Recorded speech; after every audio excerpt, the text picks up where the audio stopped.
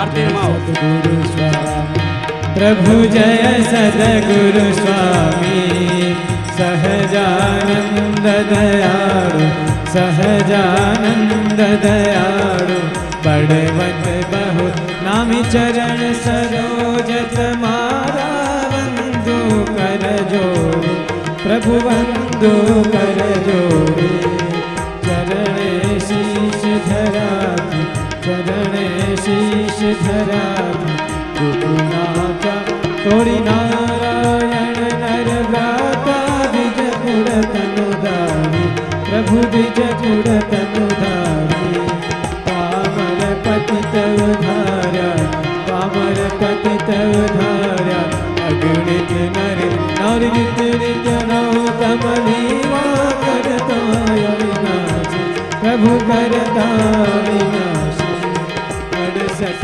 तीरथ चरणे अड़सठ तीरथ चरणे कोटि गया काशी पुरुषोत्तम प्रगट मुझे दर्शन करशे प्रभु जय दर्शन करशे कार करम थी छोटी कार करम थी छोटी तुम सहज तशर करुणा निधि करुणा गौती वाय करुणा गौती मुक्तानंद गय मोती मुक्तानंद गय मोती सुगम करे सी प्रभु जय सद्गुरु स्वामी कृष्ण कन्हैया। भक्तजनों आरती भगवान ने अर्पण करी पोते शिरोधार्य करी अने भक्तजनों ने आरती दर्शन करावी अने स्वयंसेवक भाईओ ने आरती आपी देशो। यजमान परिवार पोतपोताने पोतानुं स्थान ग्रहण करी ले। ज्यारे आवुं श्री स्वामीनारायण विद्याधाम हाथीजना लाभार्थे श्रीमद भागवत सप्ताह पारायण चालतुं होय अने एमां अनेक धामधूमथी आपणे उत्सवो ज्यारे उजवी रह्या छीए त्यारे खरेखर एक एक उत्सव अपना मन ने आनंदित करी अने परमात्मामय बनावे छे एवा उत्सव आपणे ज्यारे उजवी रह्या छीए त्यारे खूब आनंद थाय छे।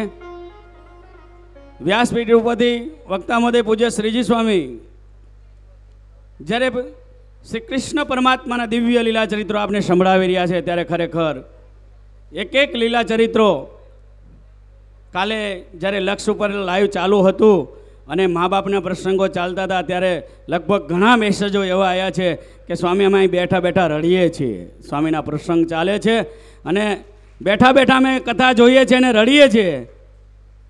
खरेखर बधाय भक्तोना मनने खूब प्रफुल्लित करे छे परमात्मा बनावे छे। आवी परमात्मानी दिव्य वाणी ज्यारे आप सुधी पहोंचाडे छे तो आप पहेला वक्ता महोदयने खूब ताळीओथी आपणे आजे વધાઈ લઈશું। આજે જેમ અમારા અંબાલાલ ભાઈના 3 દિવસથી સતત પ્રોગ્રામો ચાલે છે આજે એની રસોઈ પણ છે અને સાથે સાથે આજે રામ જન્મ ઉત્સવની આરતી પણ એને આપણે આપીશું। સવારમાં મહાપૂજા કરી એનો પણ એમને લાભ લીધો ખરેખર ખૂબ આનંદ થયો છે। એવી રીતે આજે અમારે ઘનશ્યામભાઈ લટુડાવાળા એમના મનુભાઈ અક્ષર નિવાસી મનુભાઈ કરશનભાઈ ગોહિલ અક્ષર નિવાસી મનુભાઈ કરશનભાઈ ગોહિલ સ્મૃતિમાં तथा जन्मदिवस निमित्ते दर्शनाबेन महेन्द्र कुमार हस्ते घनश्याम भाई लटुड़ा एना तरफथी आजनी बपोरनी रसोईना पण एने सहभागी थया तो एने खूब ताळीओथी पण आपणे वधाई लईशुं। साथे साथे आजे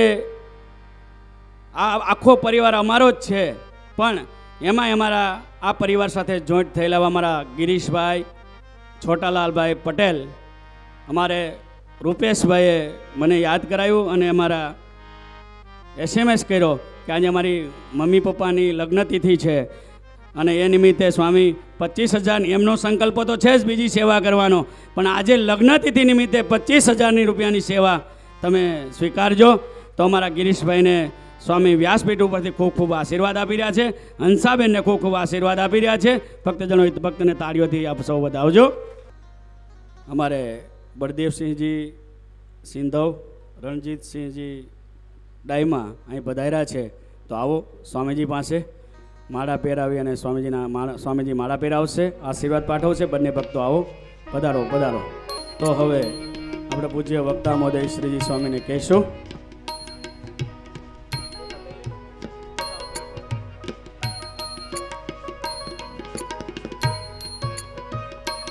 આપણે કૃષ્ણ જન્મ ઉત્સવની ઉજવણી કરવાની છે હો, એટલે અત્યારથી ત્યાં રહેજો. તો બપોરે ઉજવણી કરવાની છે, તો બધા ભક્તજનો ખાસ ત્યાં રહેજો. અત્યારે આપણે વક્તામાંથી પૂજ્ય શ્રીજી સ્વામીને કહેજો, સ્વામી આપના સમધુરથી પરમાત્માના દિવ્ય લીલા ચરિત્રો સંભળાવો. જય જ વક્તા મહોદય.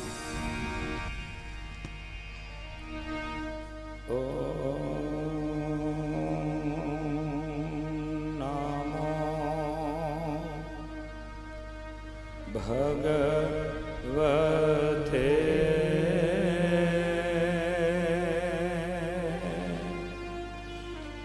સ્વામી નારાયણ સદભક્તિ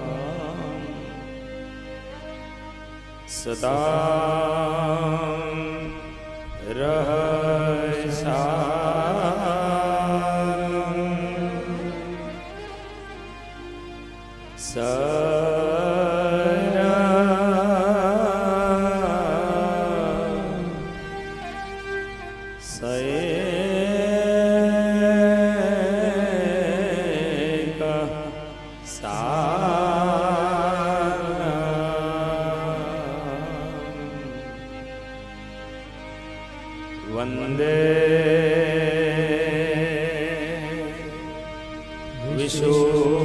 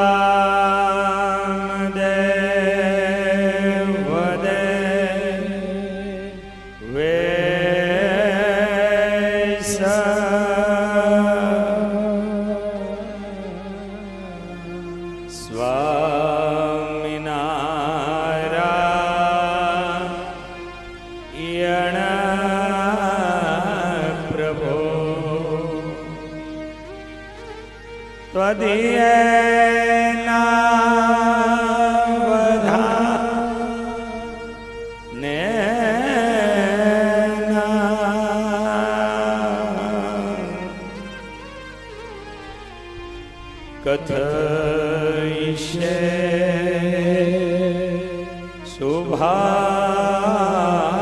કથા વસુદેવ સુતં દેવા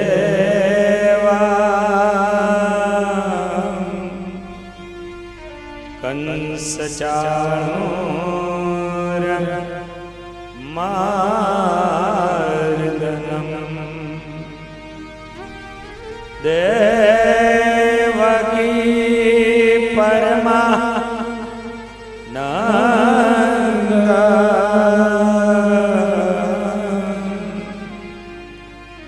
કૃષ્ણ વંદે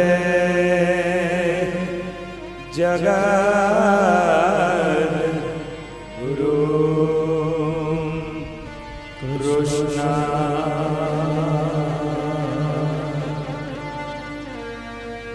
वन्दे जगद्गुरु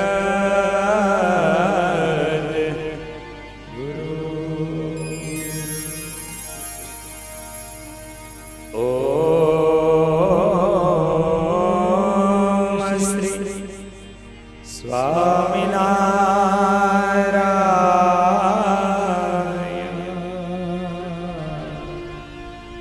नमः।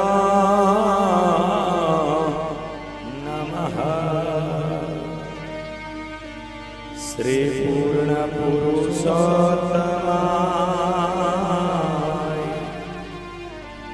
घनश्यामाय नीलकंठाय श्री सहजानंद स्वामिने नमो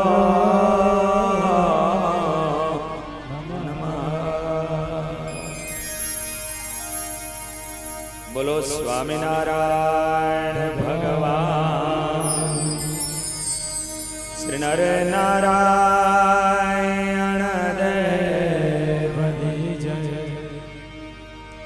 श्री राधा कृष्ण देव जय।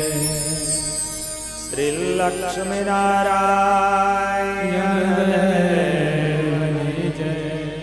श्री द्वारिकाधीश श्री घनश्याम महाराज श्री बालकृष्ण श्री रामचंद्र भगवान श्री विघ्न विनायक देवनी श्री भगवान सुत हनुमान जय। ओम नमः पार्वतीपतये हर हर महादेव।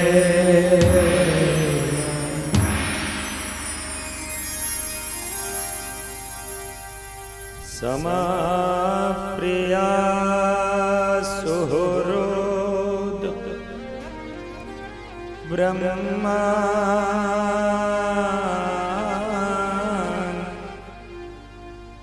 भूतानां भगवान् स्वयं इन्द्रस्यार्थे कथं दद्यात्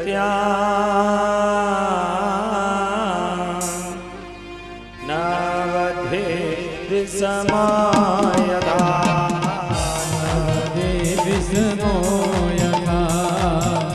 समप्रिय सुहृद ब्रह्मा भूतानां भगवान् स्वयं समप्रिय सुहृद ब्रह्मा भूतानां भगवान् स्वयं।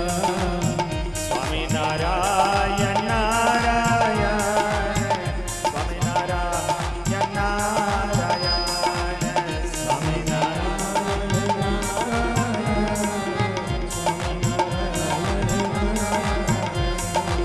Swaminarayan Swaminarayan Narayan Swaminarayan Swaminarayan Swaminarayan Swaminarayan Swaminarayan Swaminarayan Swaminarayan Swaminarayan Swaminarayan Swaminarayan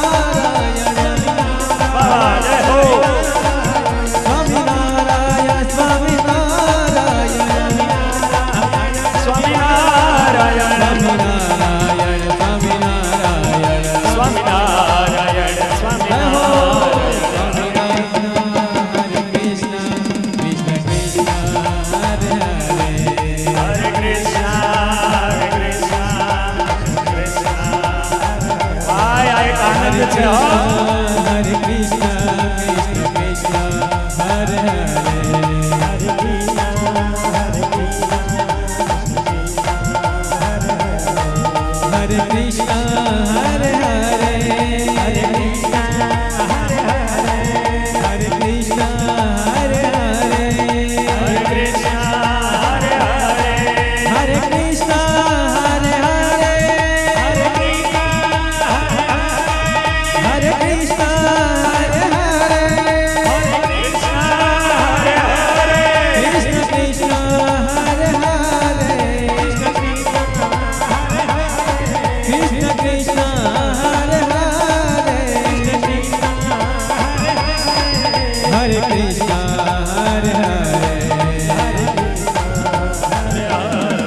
Swami Narayana, Swami Narayana, Swami Narayana, Swami Narayana, Jai Ho. Swami Narayana, Jai Ho. Swami Narayana, Swami Narayana, Jai Ho. Swami Narayana,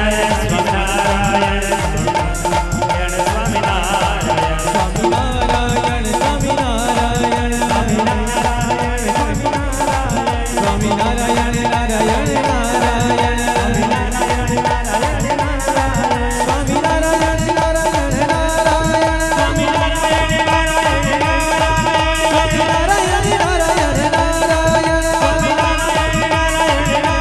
He Swami Narayana,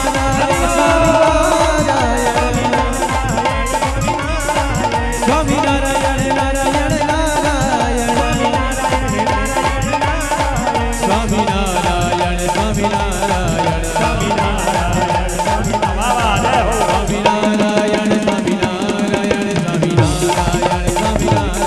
Jai Ho. Swami Narayana, Swami Narayana, Swami Narayana, Swami Narayana,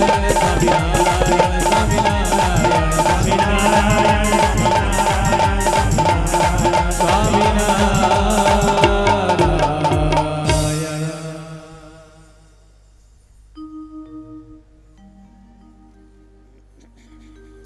પરમ કૃપાળુ પરમાત્મા ભગવાન શ્રી હરિની અસીમ કૃપાથી સમસ્ત ધર્મકુલ પરિવાર પૂજપાદ આચાર્ય મહારાજ શ્રી કૌશલેન્દ્ર પ્રસાદજી મહારાજ શ્રી ના શુભાશીષ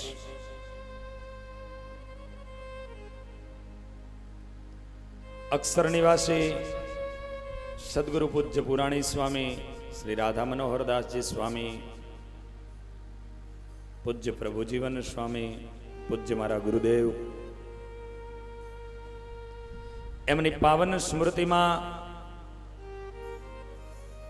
મુખ્ય યજમાન અમારે પરમ ભાગવત અને ભગવદીય એવો પરિવાર જયંતિભાઈ ઓધવજીભાઈ પટેલ, અમારો વાલો જયદીપ, વાલો અંકિત, એમનો સારો એ પરિવાર,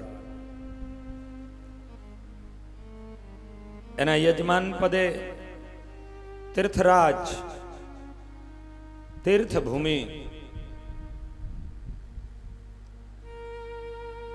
જે ભૂમિની અંદર અખંડ ભગવાન શ્રી કૃષ્ણ નારાયણ બિરાજિત રહે એ દ્વારિકાની ધરતીમાં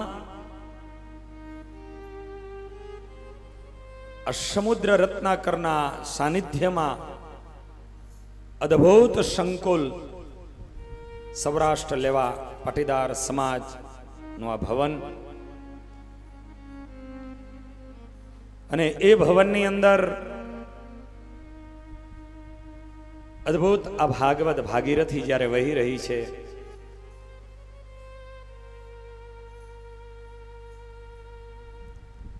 સુંદર રીતે આજે મહાપૂજાનો આપણે લાભ લીધો. સવારે 5:30 વાગે તો પહોંચી ગયા હતા બધા. ભક્તજનો રૂપિયાથી બધું મળી શકે છે, પણ રૂપિયાથી આવા સંજોગો નથી ઊભા થતા હોતા, લખી રાખજો.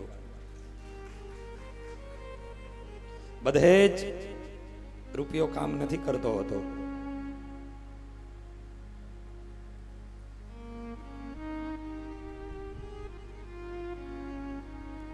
વ્યક્તિ એના જીવનની અંદર ઈચ્છાઓ પણ વ્યક્ત કરે છે અને ઈચ્છાઓને વ્યક્ત કર્યા પછી પોતે એને મેળવવા માટે યત્ન પણ કરે છે. ઈચ્છા ભી હોય, યત્ન ભી હોય, પણ પરમ કૃપાળુ પરમાત્માનો જ્યાં સુધી અનુગ્રહ ન થાય ત્યાં સુધી આપણે કાંઈ ન કરી શકીએ. આપણે કાંઈ ન કરી શકીએ. આજ આપણી ઈચ્છાઓ પણ હતી, આપણા યત્નો પણ હતા, એટલે પ્રયત્નો પણ હતા, અને ભગવાન શ્રી હરિ એનો અનહદ અનુગ્રહ હતો. એને કારણે કરી અને ગોમતીના કિનારે દ્વારિકાધીશના સાનિધ્યમાં ભગવાન સ્વામિનારાયણે શિક્ષાપત્રીમાં જે દ્વારિકાનો મહિમા લખ્યો, એવી ભૂમિમાં મહાપૂજા આપ સર્વને લાભ પ્રાપ્ત થયો, સર્વે લાભ લીધો. પણ એમાંય અમારે મુખ્ય યજમાન પુરીબેન, બાભાઈદાસ પટેલ પરિવાર, આ સારો અમારો પરિવાર. કારણ કે આ બાનું નામ એટલા માટે આજે લેવડાવે છે કે બાને દ્વારિકાધીશ બહુ વાલા હતા. મને ખબર છે અમારે અંબાલાલભાઈ, ભગવાને આટલી બધી એને સંપત્તિ આપી છે, સમૃદ્ધિ આપી છે. આજે એક આરે યાદ અપાવું, મને ખબર છે માં ઉમિયાજીનો રથ જે દિવસે અમદાવાદમાં નીકળ્યો હતો ને, તેથી શાહીબાગ વિસ્તારમાં આ મહાલક્ષ્મી પરિવાર લાખો રૂપિયાની ઉજવણી માત્ર એ ઉમિયાજીના રથની આરતી ઉતારવા માટે પ્રાપ્ત કર્યું હતું. બરોબર છે. 40,000ની જ્યાં મેદની હતી, અને તેથી પણ અંબાલાલભાઈએ કીધું હતું કે નહીં, આ જનમેદનીની અંદર જો કોઈના આશીર્વચન હોય ને તો એ અમારા શ્રીજી સ્વામીને લઈ જવાના છે વર્ષો પહેલા. અને તેથી માં ઉમિયા કોણ છે એની ઉપર લગભગ 1 કલાક સુધી એ શાહીબાગની અંદર સરદાર ચોક, અને સરદાર ચોકની અંદર 31મી તારીખ કદાચ એની આજુબાજુ કઈક એવું હતું કઈક. અને એ એટલું મારું એ કહેવાનું છે કે આ પરિવાર એનું નિર્માણીપણું, અને એ જ્યારે આવીને કઈ વાત કરતા હોય ને જિંદગીભાઈ, એટલે મને એમના પિતાજી દેખાય. એ નાણઘાટ મંદિર હોય, એ ગવૈયા સ્વામીની બાજુમાં બેઠા હોય, કેમ હા, ચરણમાં બેસી જાય. સર્વસ્વ મળે છે, પણ પરમાત્માની નજદીક જવા માટે આવા સંજોગો ઠાકોરજીની કૃપાથી ઉભા થાય છે. ભક્તજનો, જે દિવસે તમે આ વાંચનો એમાં ઉતરશો ને તેથી ખબર પડશે કે તમે આ હાથ દાડામાં હું પ્રાપ્ત કર્યું છે. એ શાસ્ત્રોની અંદર જે દિવસે તમારા જીવનમાં વાંચવામાં આવશે ને, તેથી તમને ખબર પડશે કે હાથ દાડામાં તમે હું મેળવ્યું છે. અત્યારે હું ગમે એટલું કહીશ, એ છતાં હું કહી નહીં શકું.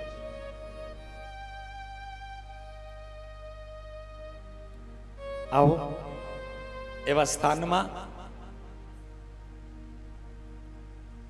ભગવાનના ચરિત્રો એની અંદર જ્યારે જવું છે, મહાપૂજા સદગુરુવર્ય ગોપાળાનંદ સ્વામી, અને ગોપાળાનંદ સ્વામી એટલે સારંગપુરમાં જેને હનુમાનજી મહારાજ આજ પણ અવાજ આપે, હાજરા હજુર હોય, એ ગોપાળાનંદ સ્વામીએ જુનાગઢની ધરતી ઉપર એ સોરઠના ભક્તોની ભાવના અને એની જે સેવા, એની ઉપર રાજી થઈ અને ગોપાળાનંદ સ્વામી આ મહાપૂજા આપી. મહાપૂજા એક યંત્ર છે, અને કળિયુગમાં યંત્રથી તરતો તરત તમને સિદ્ધિઓ મળે. જે મહાપૂજા બાળકોની પાસેથી પ્લીઝ એ લેવડાવી લેજો. આપણે કથામાં બેઠા છીએ.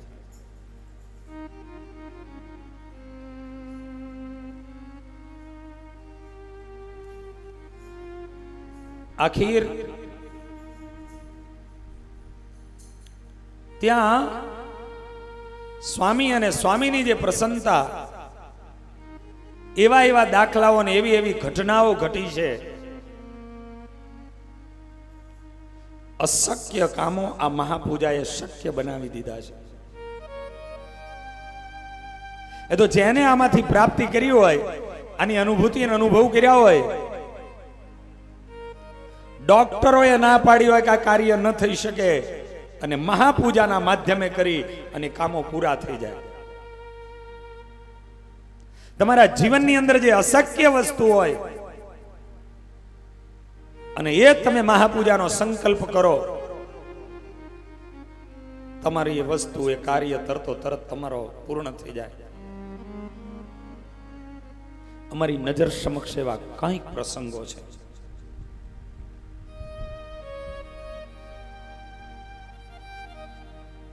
અરે ડોક્ટરો એમ કહે અને સંતાનો નહીં થાય. આજ પણ અમારો એ માણેકપુરની અંદર પ્રહલાદ કચરાભાઈ ચૌધરી, એના ત્યાં બાળક, આજે 12 થી 15 વર્ષનું બાળક એના ત્યાં રમે છે. આ મહાપૂજાના પ્રતાપે કરીને આવા કેટલાય પ્રસંગો છે. તો એક યાદ આવ્યો ને કહ્યું, મહાપૂજા એટલી દિવ્યતા. સ્વામિનારાયણ ભગવાન એ મુક્તો, 24 અવતારો, ધર્મકૂળ, આ સર્વનું એની અંદર પૂજન થાય. એ મહાપૂજા અમારા એ ગોવિંદલાલ બેઠા છે, એટલી અને શ્રદ્ધા. વિચાર કરજો ભક્તજનો, હું ઘણી વખત બેન ભાઈ અને બેનનો પ્રસંગ કહેતો હોઈશું. આ એવો સમર્પિત પરિવાર, એમના ઘરની અંદર પ્રશ્ન આવ્યો અને મેં જઈ અને સામે સમજાવ્યા, અને આમને જ્યારે કહેવા ગયો એ આવ્યા અને મેં એને ખાલી એટલી વાત કરી. મેં કીધું નહીં, ઘરના સભ્યોને પૂછી લ્યો, હું તમારી પાસે કંઈક જુદું માંગવા આવ્યો છું. અને તેથી આ વ્યક્તિ એટલું કીધું હતું, સ્વામીજી અમે તો તમારા ચરણોમાં બેસી, અમારો પરિવાર તમારી માટે મસ્તકો આપી દે, એ અમારો પરિવાર છે, તમે આજ્ઞા કરો. મેં કીધું બસ આ તમારો પરિવાર એક બની જાય એટલું મારે જોઈએ, બાકી મારે બીજું કાંઈ નથી જોઈતું. એના જીવનની અંદર એ સંતોનું યોગદાન થયું. સમાગમમાં આવ્યા, એના જીવનમાં એને પૂછજો કે કઈ સ્થિતિ હતી, અને વારંવાર મહાપૂજા કરાવડાવવાની, અને મહાપૂજાઓના પ્રતાપે આજ એના જીવનમાં કોઈ વસ્તુની કમી નથી, કોઈ વસ્તુની કમી નથી. પછી તો મહારાજ દેવાનો કઈ તૂટો ન રાખે, પણ પછી આપણી સંતોષની વાત છે. અમારે રમેશભાઈ છે ને, નવું યુનિટ કરવાનું હોય તો નહીં સ્વામી કેદી ફ્રી છો, બસ તમે આવીને મહાપૂજા કરી જાઓ, કરાવડાવી દો. બ્રહ્મદેવ મહાપૂજા કરે, તમે ઠાકોરજી લઈને આવો. અમારો નવા યુનિટનું બધું ઉદ્ઘાટન ને બધું એમાં થઈ ગયું. મહાપૂજા બહુ દિવ્યતા છે. એનો મહિમા સમજી અને મહાપૂજામાં જોડાજો. આજે તમને એવો દિવ્ય લાભ મળ્યો છે. આવો જઈએ કથાની અંદર. સપ્તમ સ્કંદના પ્રારંભની અંદર પરીક્ષિત રાજા પ્રશ્ન કરે, હે ગુરુદેવ, ગુરુ મહારાજ, તમે એમ કહો છો કે ભગવાન સુહૃદ છે, ભગવાન દરેકના મિત્ર છે, ભગવાન દરેકના સખા છે, પણ મને નથી મનાતું. ઇન્દ્રસ્યાર્થે કથમ દત્યાન્નવધિદ્વિસ્વમો યતઃ. ઇન્દ્રને અર્થે, દેવોને અર્થે ભગવાન મદદ કરે છે અને દૈત્યોને મારે છે, માટે ભગવાન પણ પક્ષપાતી મને દેખાય છે. કોણ કહે છે? પરીક્ષિત રાજા પ્રશ્ન કરે છે. ગુરુદેવ બતાવો. ગુરુદેવ બતાવો. ભગવાન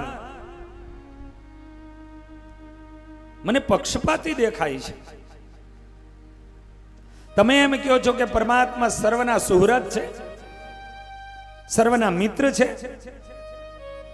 તો ભગવાન દેવોનો પક્ષ લે છે અને દૈત્યોને મારે છે, આવો પક્ષપાત કેમ કરે? સુખદેવજી મહારાજ કહે છે, નહીં રાજન, જગતની અંદર ઘણી વખત ક્રિયાઓ એક સમાન હોય છે, પણ એની અંદર ભાવનાઓમાં તફાવત હોય છે.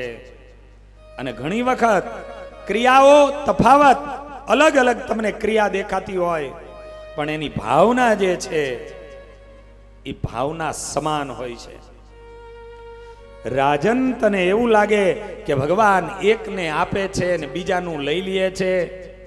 ભગવાન 80 વર્ષના દાદાને બેસાડી રાખે અને 18 વર્ષના યુવાનને લઈ લે છે. રાજન, ભગવાન તો દરેકને દેવા બેઠો છે, પણ જે આ સમાજમાં જે વ્યક્તિને મળે છે યા તો મળેલું ઢોરાઈ જાય છે, એ માત્ર ને માત્ર એના કર્મને કારણે કરી અને એ બનતું હોય છે. બાકી ઠાકોરજી દરેકને દેવા બેઠો છે. અને હા, ભગવાન દેવનો પક્ષ લે તો દેવને વિજય અપાવે, દૈત્યને કદાચ મારે ને પણ દૈત્યનું કલ્યાણ કરે છે અને પોતાનું ધામ અપાવે છે. દેવને તો કદાચ એની ગાદી અને પદ અપાવે, પણ દૈત્યો જેને મારે પરમાત્મા, એ પરમાત્મા જેને મારે છે એને તો એ પોતાના ત્યાં લઈ જાય છે, એને ધામ અપાવે છે. ઘણીવાર ક્રિયામાં તફાવત હોય, પણ એની ભાવના બહુ શુદ્ધ અને સમાન હોય. માં પોતાના 2 દીકરાને જમાડવા માટે બેઠી હોય. એક 8 વર્ષનો દીકરો હોય, એની થાળીની અંદર માં 2 રોટલી મૂકે. એક 16 વર્ષનો દીકરો હોય, એની થાળીમાં માં 5 રોટલી મૂકે. માની ક્રિયામાં ભેદ દેખાયો કે માએ 8 વર્ષના દીકરાની થાળીમાં 2 રોટલી મૂકી અને માએ હોલ વરાની ઉંમરના દીકરાની થાળીમાં માએ 5 રોટલી મૂકી. તો શું માને મોટો દીકરો વાલો છે અને નાનો નથી વાલો? ક્રિયામાં તફાવત છે, પણ માની ભાવનામાં કોઈ તફાવત નથી. માં જાણે છે કે નાના દીકરાને જો 5 રોટલી ખવડાવું ને તો એ બીમાર પડી જાય, અને નાનાની સંગાથે મોટાની જો 2 જ પીરસું ને તો એ ભૂખ્યો રહે. માની ક્રિયામાં તફાવત તમને દેખાય, પણ માં એના 2 દીકરાની માટે માની ભાવનામાં તમે ક્યારેય તફાવત ન જોઈ શકો, ક્યારેય તફાવત ન જોઈ શકો. વિચારજો, ઘણી વખત તમને ક્રિયા સમાન દેખાય, ક્રિયા તમને એક દેખાય, પણ ભાવમાં ફેર હોય. ક્રિયામાં એવું કહેવાય કે સંત તમારા માથા ઉપર હાથ મૂકે, ખાલી સાધુ તમારા માથા ઉપર હાથ જ મૂકે. સાધુ તમારા માથા ઉપર હાથ મૂકે અને તમે રાજી રાજી થઈ જાઓ. તમે રાજી રાજી બની જાઓ, વાહ વાહ બાપજીએ મારા માથે હાથ મૂક્યો, સંતે મારા માથે હાથ મૂક્યો, તમે રાજી રાજી થઈ જાઓ. એનું એ જ માથું હોય, ધ્યાન આપજો, એનું એ જ માથું હોય. વાણંદની દુકાને જાઓ, અડધો કલાક સુધી તમારા માથામાં હાથ ફેરવે, કોઈ દાડો નાચવા માંડ્યા ત્યાં? ક્રિયા સાધુ પણ તમારા માથા ઉપર હાથ મૂકે છે અને વાણંદ પણ તમારા માથા ઉપર હાથ મૂકે છે. ક્રિયા બેની સમાન છે, પણ ભાવનામાં ફેર છે. રાજન, ભગવાન એકને મારે એને એનું ધામ આપે, અને જેને ઉગારે એને જે જોતું હતું ને એ આપે. આ ભગવાન છે. માટે ભગવાનની અંદર કોઈ ભેદભાવ નથી. ભગવાન પરમાત્મા એને કોઈ પક્ષપાતી ન જાણશો. રાજન, તને એની ઉપર હું સમજાવું, તને ખબર પડશે, તને ખ્યાલ આવે. અને કહે છે, દેખો રાજન, તને એમ છે કે દૈત્યોનો ભગવાન પક્ષ નથી લેતા અને દેવોનો જ પક્ષ લે છે. એવું નથી, એવું નથી. ભગવાન દૈત્યનો પણ પક્ષ લે છે અને કેવી રીતે લે છે એને સમજાવતા કહે છે કે હું તને પ્રહલાદ ચરિત્રની કથા સંભળાવું, જેનાથી ખબર પડશે કે પરમાત્મા કેવી રીતે એનો પક્ષ લે છે.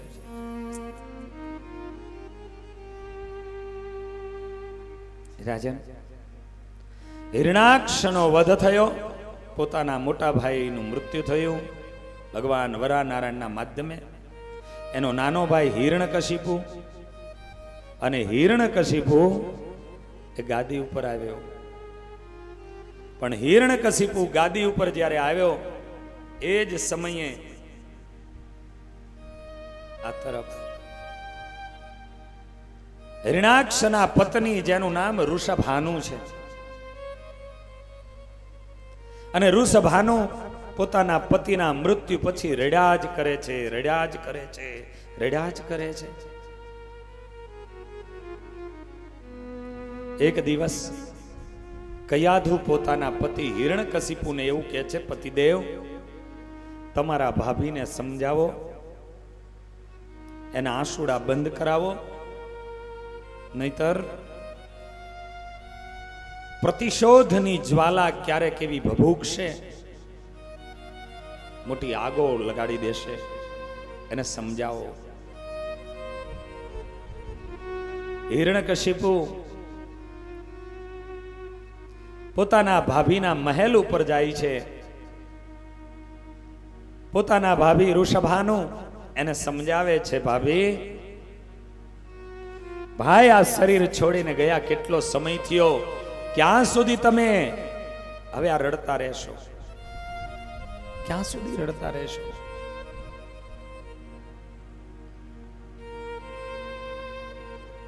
ભાભી, મારો ભાઈ એ તો વીર હતો, વીર, જેને મારવા માટે સ્વયં વિષ્ણુને પણ ભૂંડનું સ્વરૂપ લેવું પડ્યું. મારો ભાઈ જ્યાં સુધી જીવ્યો ત્યાં સુધી આન બાન અને શાનથી જીવ્યો છે. વીર પુરુષના પત્ની બની આંસુડાઓ પાડો છો, બંધ કરો હવે આ.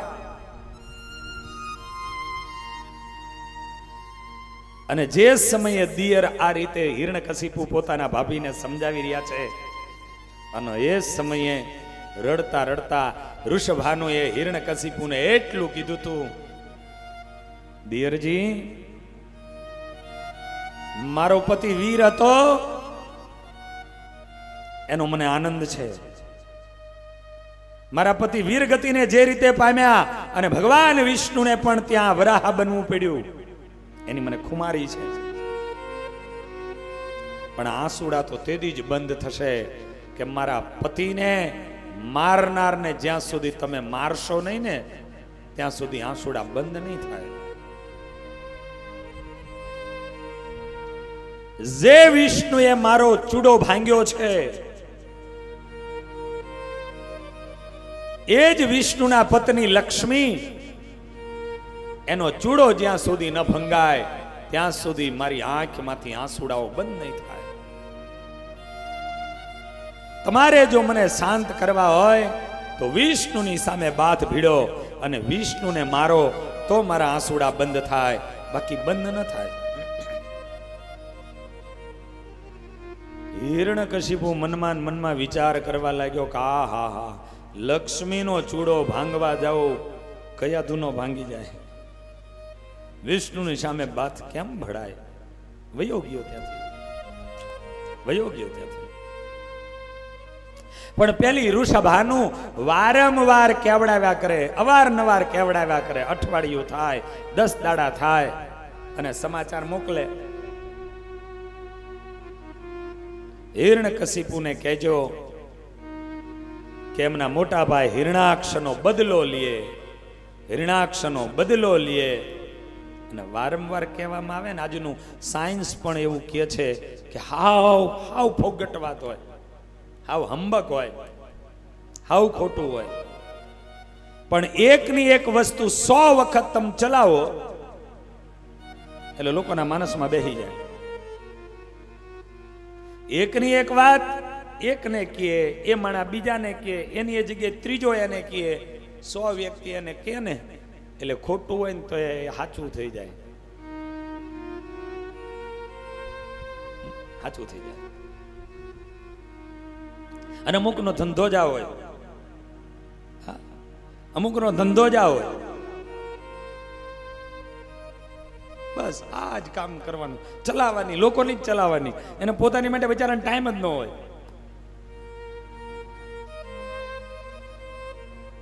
અને એટલા માટે હું તો મારા સ્ટેટસની અંદર પણ હું તો રાખું છું કે ભાઈ વિવાદની અંદર સમયને વેડફવો એના કરતા વિકાસમાં સમયનો સદુપયોગ કરી લેવો. એ કોઈ માણસ આમ કહેતો તો ને કહેતી હતી ને કરતા હતા ને એ સાંભળવું અને એની અંદર સમયને બગાડવાનો, એની જગ્યાએ લોકો બોલવાનું ચાલુ રાખવા દેવાનું. આપણે આપણી દોટ, આપણે આપણું કાર્ય કર્યા કરવાનું. આપણે આપણું કાર્ય જો ઈ કહેતો તો કહેતી હતી એની અંદર આપણે ચાલુ થઈએ, આપણે એમાં પડીએ તો આપણી ગતિ ત્યાં રોકાઈ જાય નહીં. આપણે આપણું કામ કરવાનું, એ એમનું એ કામ હોય બિચારાનું, એમનું કામ કરે, આપણે આપણું કાર્ય કરવાનું. એકની એક વાત કોઈને 100 વખત કહેવામાં આવે, ખોટી હોય તો જુઠ્ઠી હોય તો સાચી બની જતી હોય છે.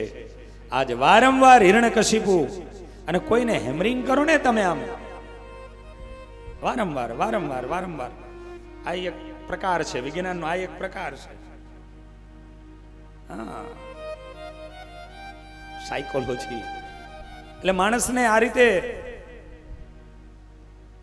વારંવાર કહેવામાં આવ્યું.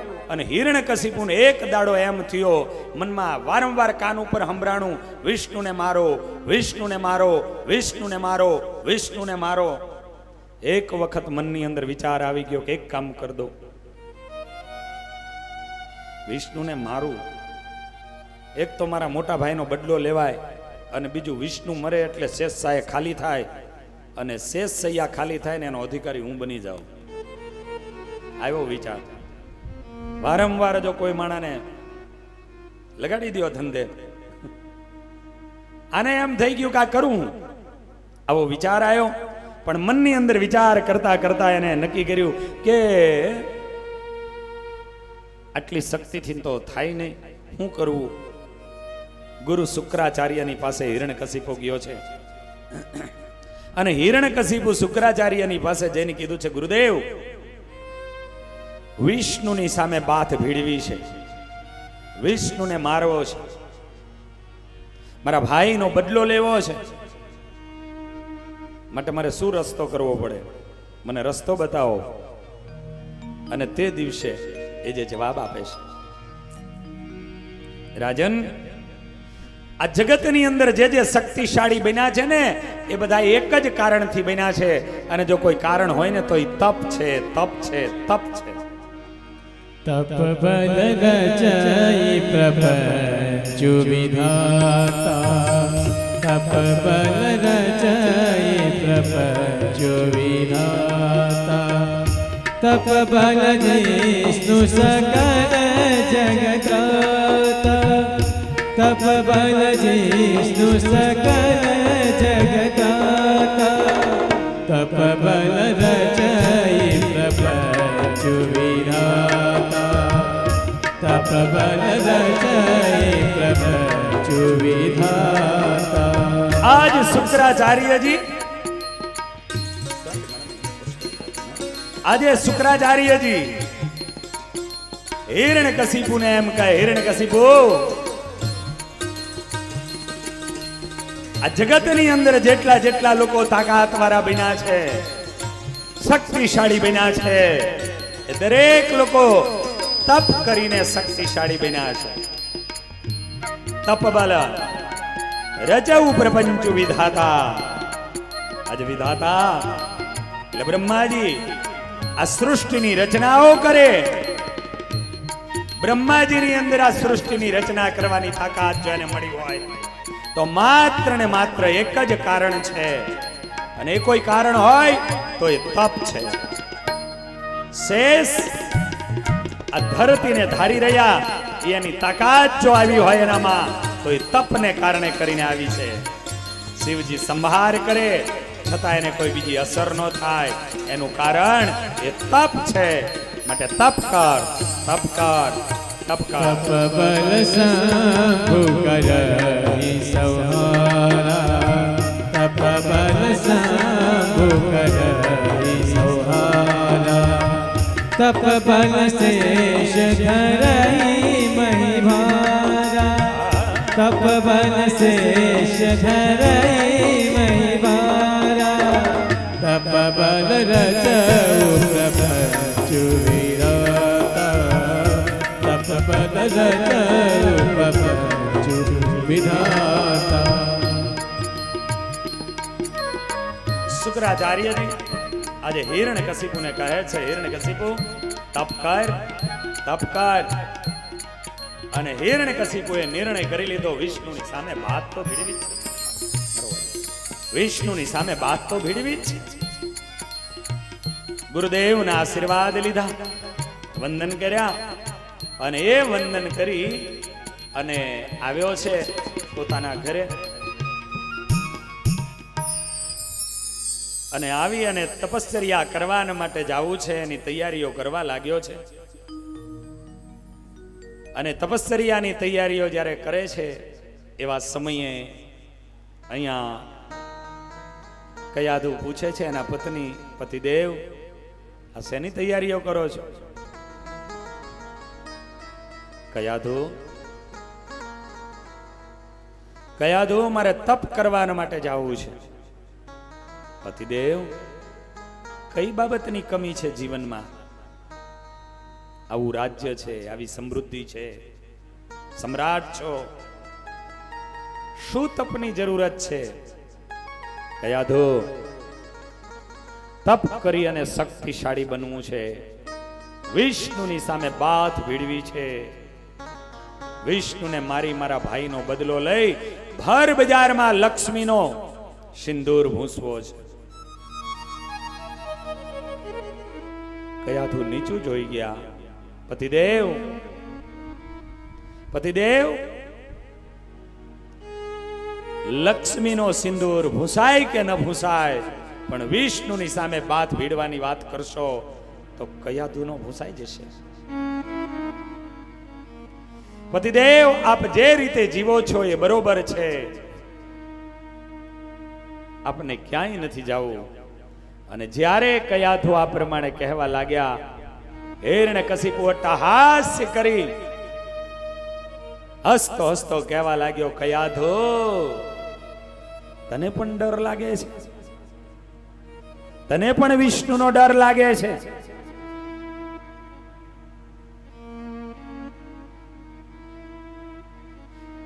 મારી પત્નીને જેનો ડર લાગતો હોય એને તો આ દુનિયામાં રવા ન દઉં. અવરું પડ્યું.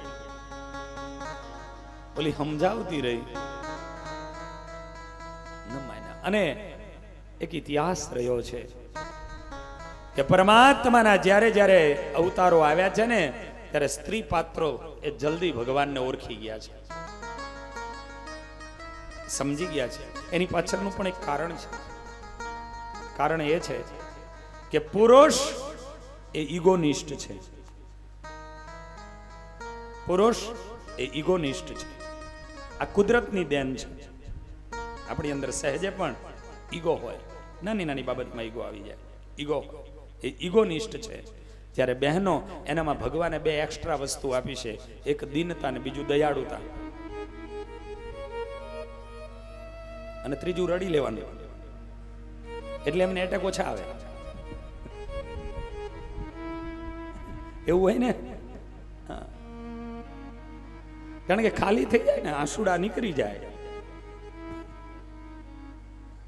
એટલે દીનતા અને દયાળુતા. કોઈ પણ વ્યક્તિને જોશે તો એની અંદર એને દીનતા, એટલે એની ઉપર એને એને એને દયા તરત આવશે, દયા આવશે. તમે ઘરમાં એકલા બેઠા હશો ને કોઈ ભિક્ષુક ભિક્ષાવૃત્તિ કરવા આવશે, તમે એમ કહેશો કાલ આવજે ને, બેઠા બેઠા તમે છાપું જ વાંચતા હશો, ઘરે કોઈ નથી તો તમે કોણ છો?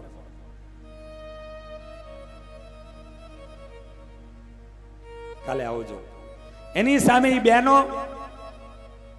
એ લોટને બાંધતી હોય, હાથ લોટવાળો હોય, અને છતાંય જો કોઈ ભિક્ષુક આવી અને એના આંગણામાં ઉભો રહેશે ને તો લોટવાળા હાથેથી હાથ ધોશે, વાટકી લેશે અને ઈ વાટકી લોટ ભરી અને એને દેવા માટે જશે. આ એનામાં આ પ્રતીક છે.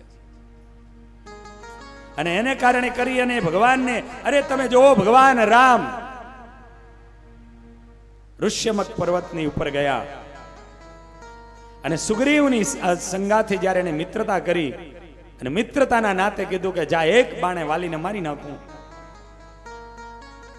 સુગ્રીવે વાલીને લલકાર્યો, વાલી ગયો, યુદ્ધ થયું અને ભગવાન વાલીને મારી ન શક્યા અને સુગ્રીવને માર પડવા માંડ્યો. સુગ્રીવ મોકો જોઈને ભાગી ગયો. ફરીને ભગવાન રામે કીધું તું જા. કથા અદ્ભુત છે, એમાં નથી જાતો, પણ ફરીને જ્યારે એને એમ કીધું કે તું જા,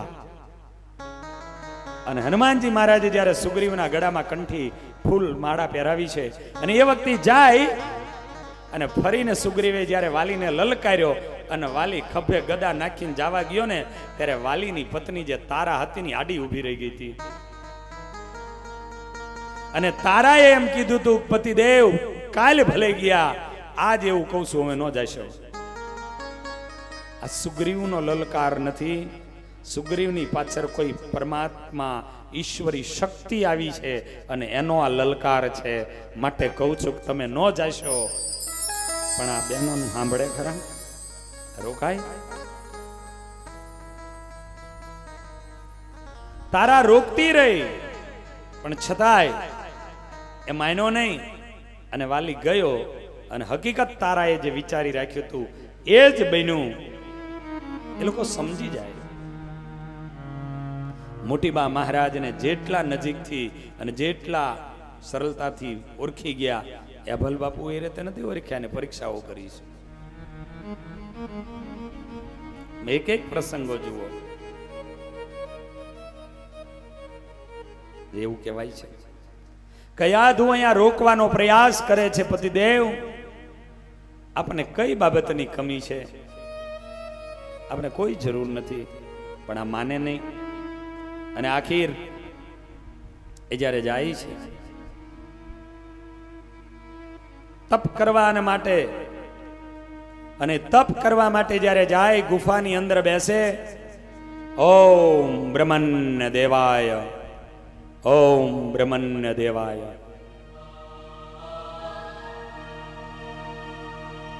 એટલી ઘોર અને સાધના કરી છે,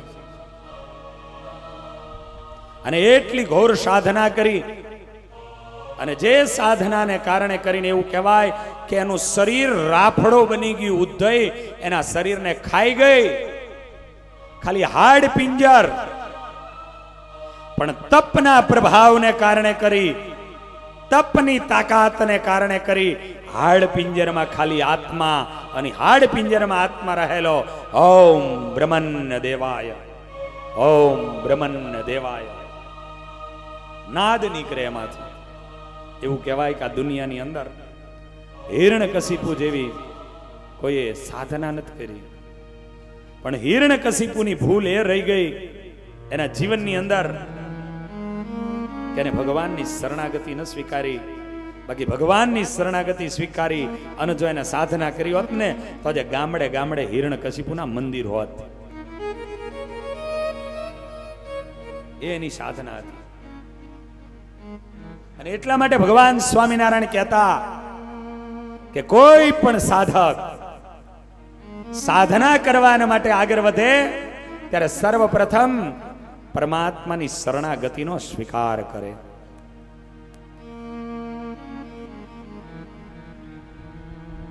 શરણાગતિનો સ્વીકાર કરે. જીવનની અંદર ભગવાનની શરણાગતિ અવશ્ય સ્વીકારજો, ભગવાનના શરણાગત બનજો, જીવનમાં એવા સાચા ગુરુ બનાવજો, હાથમાં જલ આપે, વર્તમાન ધારણ કરાવડાવે, જલ નીચે મૂકે, એ જે તમને કંઠી પહેરાવે એ સાચા વર્તમાન છે. કાલ માયા પાપ કર્મ યમ દૂત ભયાદહમ કહી અને મંત્ર બોલીને જ્યારે જલ નીચે મૂકે, જન્મો જન્મના તમારા જન્મ અને મરણના જે ચક્કરોના ફેરાઓ એ મટી જાય છે. એ ગુરુ આપવા વાળા હોય છે. ગુરુને આપણે શું આપી શકીએ અને શું દઈ શકીએ? એ ગુરુ જન્મો નહીં, યુગોથી આપણે ભટકી રહ્યા છીએ અને ભટકવાના ચક્કરમાંથી એ છોડાવનાર અને ભગવાનની સાથે નાતો કરાવનાર એ ગુરુ તત્વ છે. એ ગુરુ તત્વ છે. શરણાગતિ જ્યાં સુધી તમે સ્વીકારતા નથી અને શરણાગતિ સ્વીકાર્યા વગર જો કોઈ તમે આરાધના સાધના કરો એનું ફળ તમને જરૂર મળે, પણ જે દિવસે તમારા જીવનમાં દર્દ આવે તેથી ભગવાન તમારી સહાય કરવા ન આવે. પણ એક વખત તમે એના શરણાગત બન્યા, કાયદેસરની કંઠી પહેરી અને શરણાગત જેથી તમે બન્યા તે દિવસે તમારા જીવનની અંદર જેથી તકલીફ આવશે ત્યારે ખુદ ભગવાનને પણ એને વચન આપ્યું છે એને તમારી રક્ષા કરવા માટે આવવું પડશે. એટલે જીવનમાં કોઈ એવા સંત એને ગુરુ બનાવજો, એની પાસે કંઠી બંધાવજો.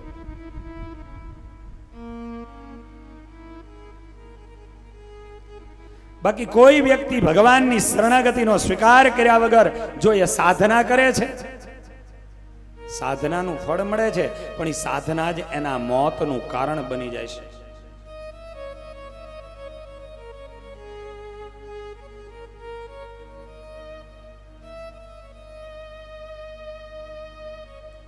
વાંચ વિછણ ને વિયાજણે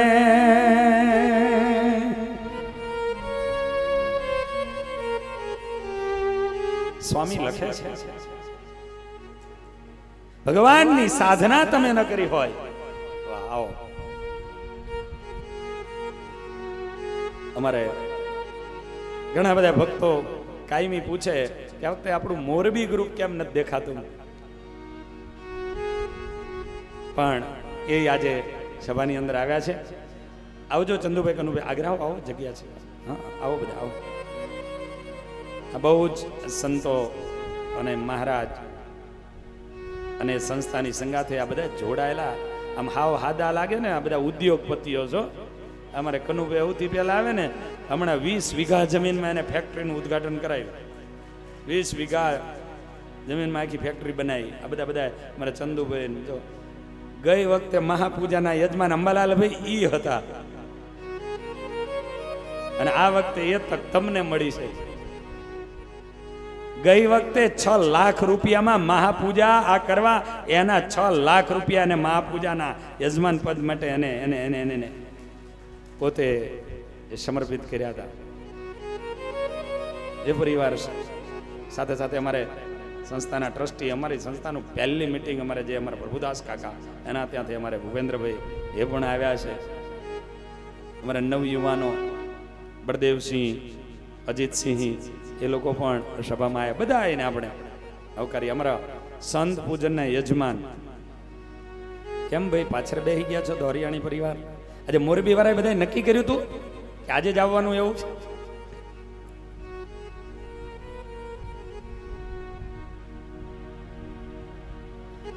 વાંચ વિછણ ને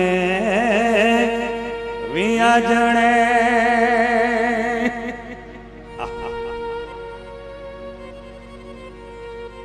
સ્વામી એમ કહે કે જીવનની અંદર ભગવાનની શરણાગતિનો તમે સ્વીકાર નથી કર્યો, પરમાત્માના તમે શરણાગત નથી બન્યા, અને જો તમે સાધના કરવા આગળ વધશો તો સાધનાનું ફળ તમને જરૂર મળશે, પણ એ સાધના જ તમારા મોતનું કારણ બની જશે. એ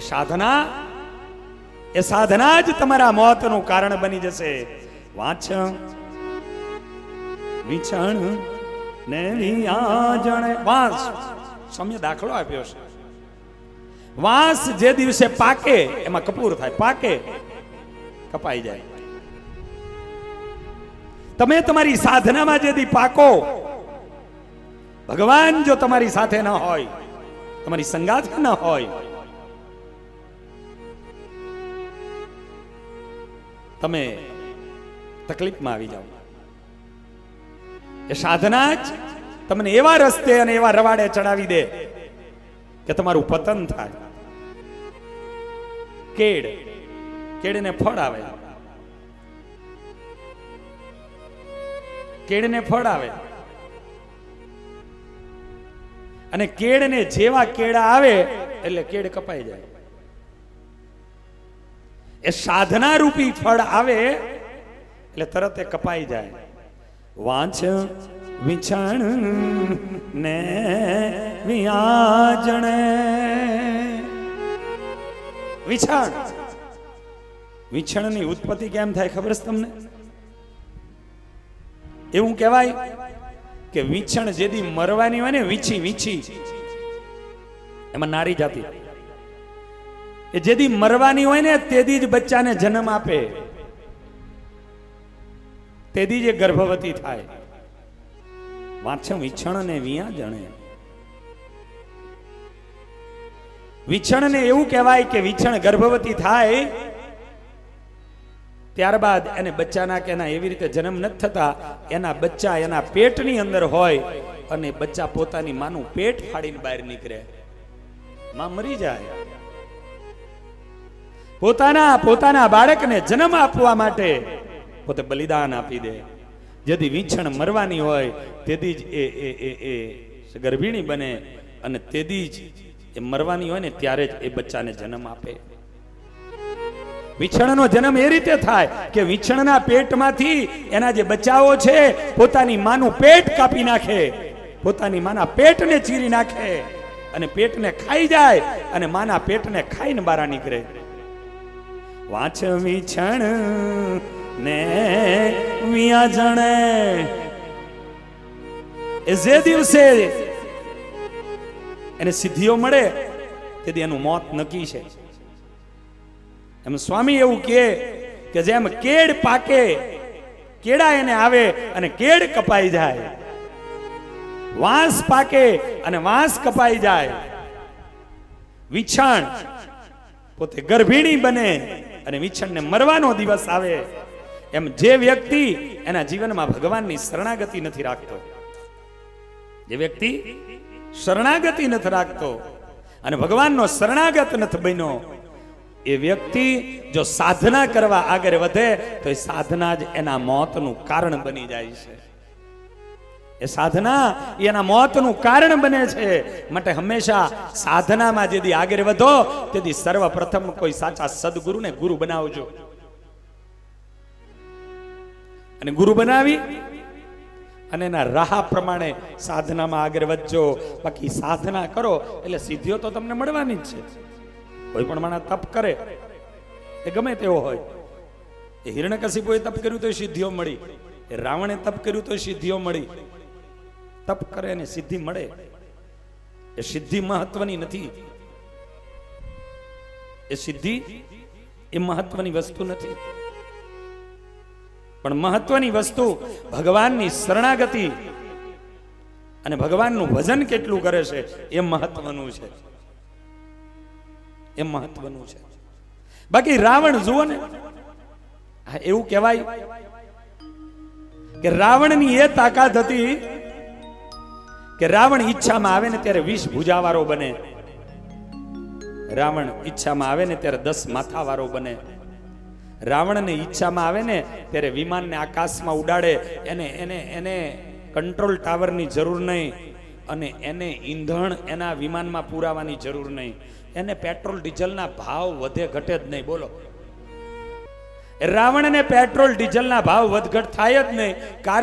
કારણ કે પેટ્રોલ ડીઝલની જરૂર જ નહોતી, કોઈ કંટ્રોલ ટાવરની જરૂર નહીં, કોઈ ઈંધણની જરૂર નહીં. ઈચ્છામાં આવે ને સંકલ્પ કરે એટલે એનું પુષ્પક વિમાન ઉડે, સંકલ્પ કરે એ રીતે એનું ચાલવા લાગે. આ એની રાવણની તાકાત હતી. અરે રાવણ આ વૈશાખ મહિનામાં જેઠ મહિનામાં જો બારો નીકળે અને આ સૂર્ય હોય ને એની આડા વાદળા થઈ જાય, મેઘાડમર કહેવાય.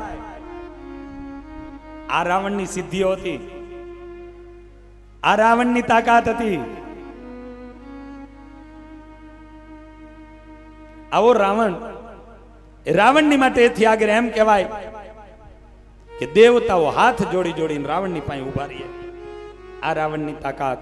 પણ રાવણમાં ભૂલ શું રહી ગઈ જોજો. આ તાકાત અને આ શક્તિઓ, અરે આ દુનિયામાં ઘણા લોકો એવું કહે અને મંગળ નડેશ અને બુધ નડેશ અને ગુરુ નડે. મને હજુ આ મગજમાં નથી બેવતું ગુરુ ગુરુ ગુરુ કોઈ દી ચેલા નડે? ગુરુ કોઈ દી નડતા હશે? ગુરુ નડે. જ્યોતિષ શાસ્ત્ર સત્ય છે, પણ એ જ્યોતિષ ના નિમિત્તે જે આ બધું ચાલે છે ને એ જોજો. એ જ્યોતિષ શાસ્ત્ર એ સત્ય છે, પણ એના નિમિત્તે ખોટી રીતે તમને કઈ ચડાવી ન દે એનું ધ્યાન રાખજો. માણસ અને ભગવાનની શરણાગતિ હોય નહીં અને ગમે એટલી વીંટીઓ દહે આંગળીઓમાં પહેરીને ફરે ને કોઈ ફેર ન પડે. ગમે એવા માદડિયા પહેરે પણ ભગવાનની શરણાગતિ ન હોય કોઈ ફેર ન પડે. ભગવાનની શરણાગતિ કરી લીધી અને ભગવાનનો આશ્રિત બની જાય પછી એને ગ્રહો કે નક્ષત્રો એની પણ તાકાત નથી કે એને કોઈ અડી શકે અને કોઈ નડી શકે. આ ભગવાનની શરણાગતિની તાકાત છે, આ શક્તિ છે. દેખો બતાવું. રાવણ, એ રાવણની તાકાત. આ એ 99 ગ્રહને પોતાને બેહવાના સિંહાસનની નીચે દબાયેલા. અને જે લોકો શનિ દેવથી આમ ધ્રુજે, શનિનું નામ પડે અને માણસ ધ્રુજવા માંડ્યા. બોલો, અલ્યા ભગવાનના આશ્રિત બન્યા. સ્વામિનારાયણ ભગવાન જેવો ભગવાન મળ્યો, દ્વારિકાધીશ જેવા દ્વારિકાધીશ મળ્યા હોય. પછી ત્યાં ગ્રહો નક્ષત્રો એ શનિઓ એ ત્યાં એની પાસે ન આવે, એની પાસે ન હોય.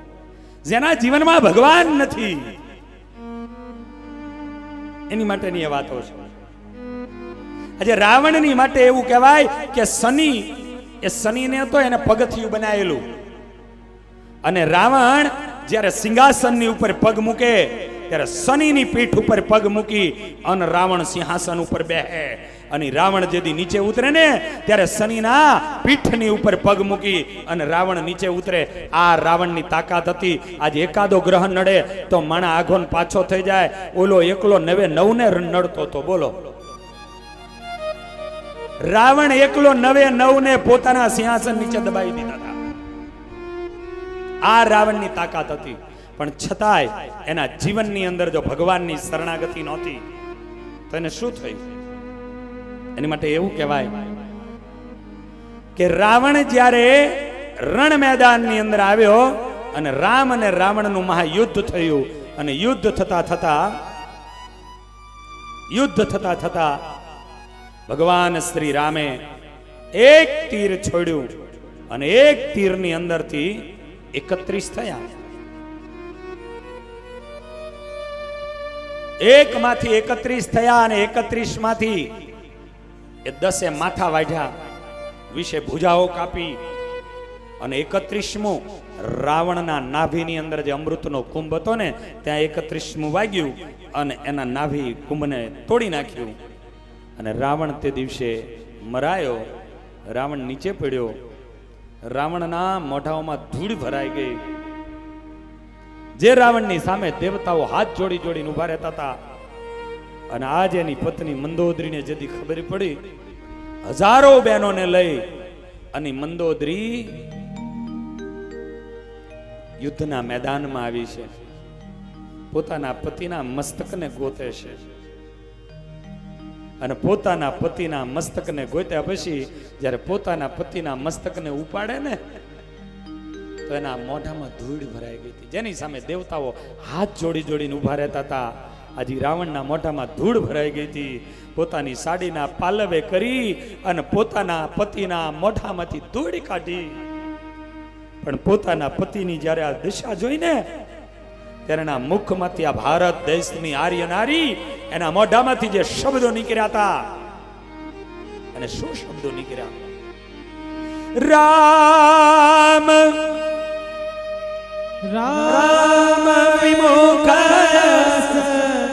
हाल तुम्हारा रहा न गोकुल रोबनिहारा, रहा न गोकुल रोबनिहारा। राम विमुख हाल तुम्हारा रहा न गोकुल रोबनिहारा, रहा न कोई कुल रोबनिहारा। राम विमुख असहाल तुम्हारा, राम विमुख असहाल तुम्हारा, राम विमुख असहाल तुम्हारा, रहा न कोई कुल रोबनिहारा, रहा न कोई रोबनिहारा। આજ આ ભારત દેશની આર્ય નારી કારમી ચીસ નાખી અને પોતાના પતિના મસ્તકમાંથી મોઢામાંથી ધૂળ કાઢી પોતાના ખોરામાં લીધું અને એને અવાજ કર્યો, હે પતિદેવ, તમારી એ તાકાત હતી કે ધરતીની ઉપર તમે પગ મૂકતા હતા તો ધરતીઓ ધ્રુજતી હતી, આકાશની અંદર તમે ઉડતા હતા, વાદળો વિખાઈ જતા હતા, દરિયામાં જદી તમે પડતા હતા, દરિયાના મોજાઓને રોકી દેતા હતા. આ તમારી તાકાત, આ તમારી શક્તિ. પણ આજ તમારા મોઢાની અંદર ધૂળ ભરાઈ ગઈ. અરે એટલું નહીં, તમારા કુળમાં કોઈ વાસ નાખનાર ન રહ્યું, વાસ નાખનાર ન રહ્યું.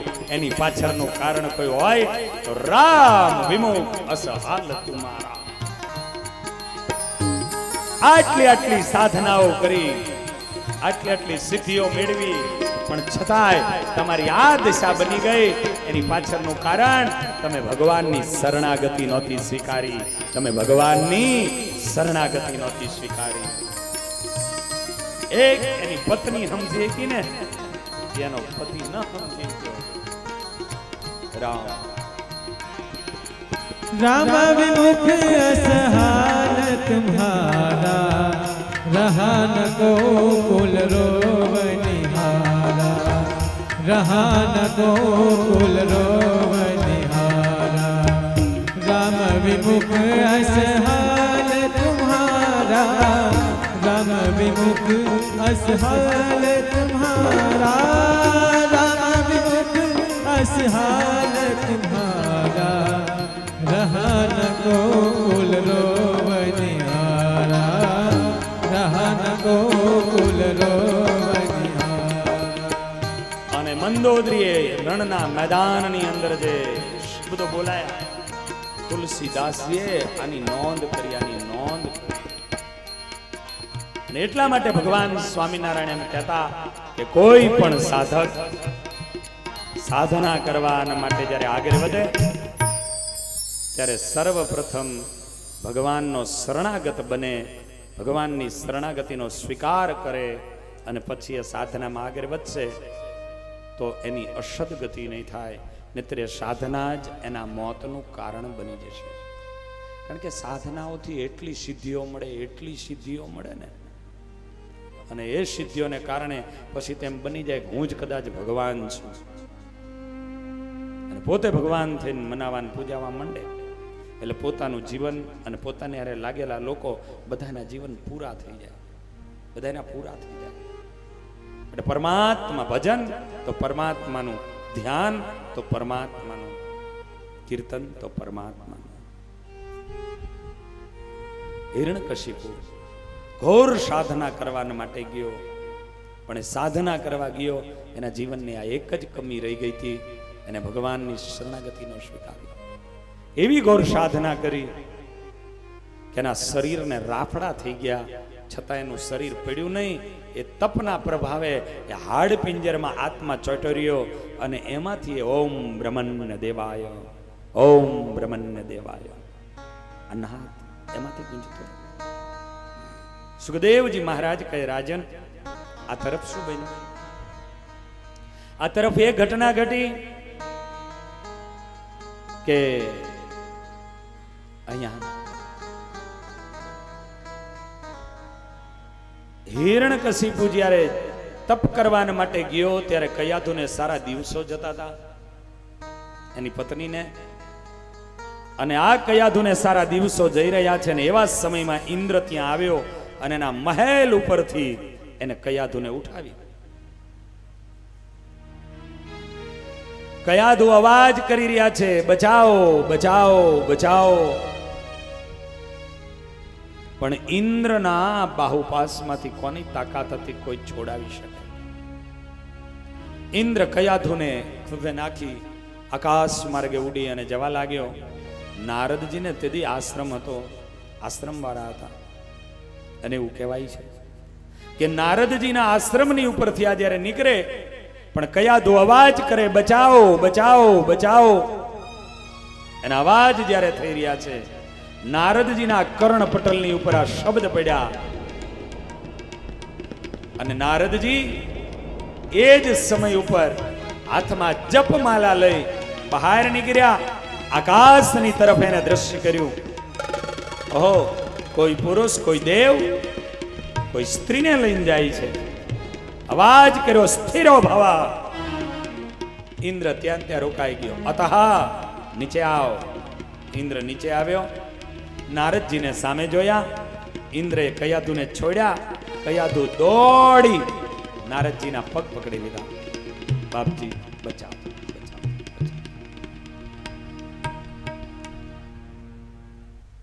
કોણ છો? હિરણ્યકશિપુની પત્ની છો. હિરણ્યકશિપુનું નામ પડતા મીંડા લોકો ભાગવા. હિરણ્યકશિપુનો એ સમયે એવો તો ત્રાસ હતો કે સાધુ, બ્રાહ્મણ, ગાયો, સતીઓ કતલો કરી નાખો, જોઈએ નહીં. આ હિરણ્યકશિપુનો ત્રાસ હતો. નામ પીડ્યું, મીંડા લોકો ભાગવા.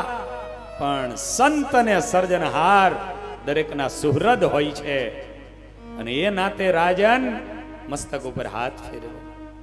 બેટા, દીકરી ચિંતા ન કરીશ. નારદના શરીરમાં જ્યાં સુધી પ્રાણ છે ત્યાં સુધી તારો કોઈ વાર પણ વાંકો નહીં કરી શકે.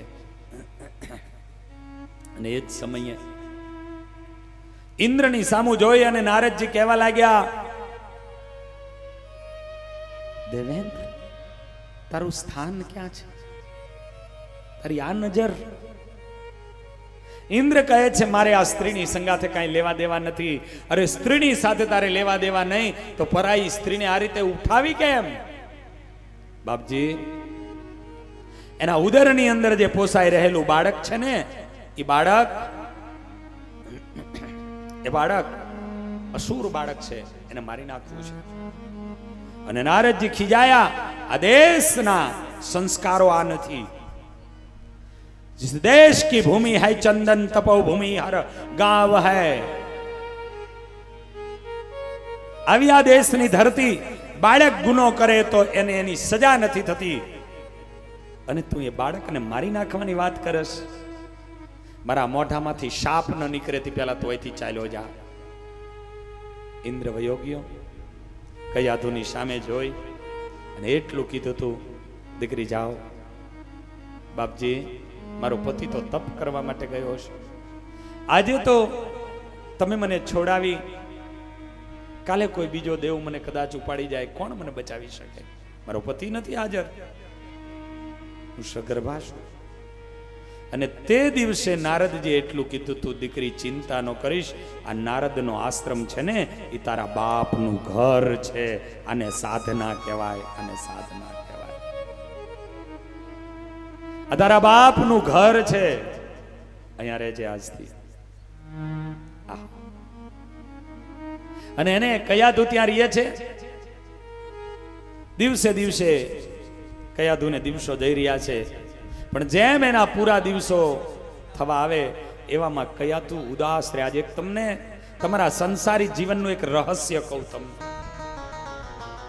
કે ક્યાંથી એ શરૂઆત થઈ છે. કયાધુ ઉદાસ રહીએ છે અને એ સમય એની સાથે રેવાવાળી જે ઋષિ કુમારિકાઓ એને આવી અને નારદજીને વાત કરી છે, બાપજી કયાધુ એક બાળકને જન્મ દેવા જઈ રહ્યા છે, પણ બાપજી કયાધુના મુખ ઉપર નૂર નથી, એના મુખ ઉપર આનંદ નથી, ઉદાસ રહે છે. અને હકીકત છે, જેના ઉદરમાં બાળક પોસાતું હોય એને બહુ જ પ્રફુલ્લિત રહેવું જોઈએ, એને બહુ જ આનંદમય રહેવું જોઈએ, અને એ જ સાચું સુખ છે. કલમને અમારા પ્રવીણભાઈ મેસેજ મોકલ્યો તો બહુ સરસ, સુખ ક્યાં? ઘરના પગથિયે જાઓ અને દીકરાની વહુ પણ એમ કે આવો બાપુજી, આ સુખ છે, આ સુખ છે. પોતાની દીકરી એને પીડા હાથ કર્યા અને પારકા ઘરે મોકલી દીધી, પણ ત્યાં જઈ અને ત્યાંય પોતાના બાપની પણ ચિંતા કરે, અને બાપની ચિંતા કરે ને એટલી પોતાના સસરાની પણ ચિંતા કરે. આ સુખ છે, આ સુખ છે.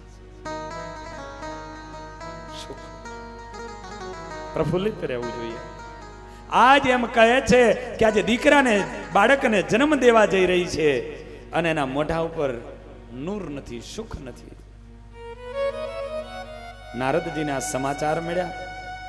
નારદજીએ ઋષિ કુમારિકાઓની સંગાથે કયાધુને બોલાવ્યા છે, અને કયાધુને બોલાવીને એટલું કીધું છે, દીકરી ઉદાસ કેમ છો? બાપજી કાઈ નહીં, નહીં બેટા કહે. અને તે દિવસે કયાધુ એટલું બોલ્યા હતા, ગુરુદેવ પ્રથમ બાળકને જન્મ આપવા જઈ રહી છું, એનો બાપ હાજર નથી, મારું સાસરિયું નથી. આ દેશનો સાધુ એનું હૃદય કેવું હોય છે જોજો. એક દુખી દીકરીની સામે જોઈને એને તેથી એટલું કીધું તું, બેટા આટલી જ તકલીફ છે, દુનિયા કાલે સવારે મને કહેશે. અને તે દિવસે આ દેશના સાધુએ આખો રિવાજ બદલી નાખ્યો, અને તેથી નારદજીએ એવું કીધું તું, બેટા તું તારા ઘરે નથી, એની તકલીફ છે ને, તારો પ્રથમ દીકરાને જન્મ આપસ થાય. હા દીકરી, એક યાદ રાખ, જા આજથી આ જગતની અંદર, આ સમાજની અંદર હું એક નિયમ કરું છું કે આ આશ્રમ છે ને એ તારા બાપનું ઘર છે, અને એટલા માટે નિયમ કરીને કહું છું કે કોઈ પણ દીકરીને પરણાવી હશે અને એ દીકરી જેદી એના પહેલા બાળકને જન્મ આપશે ને તેદી એના સાસરિયાના ત્યાં નહીં પણ એના પિયરના ત્યાં જઈ અને પ્રથમ બાળકને જન્મ આપશે.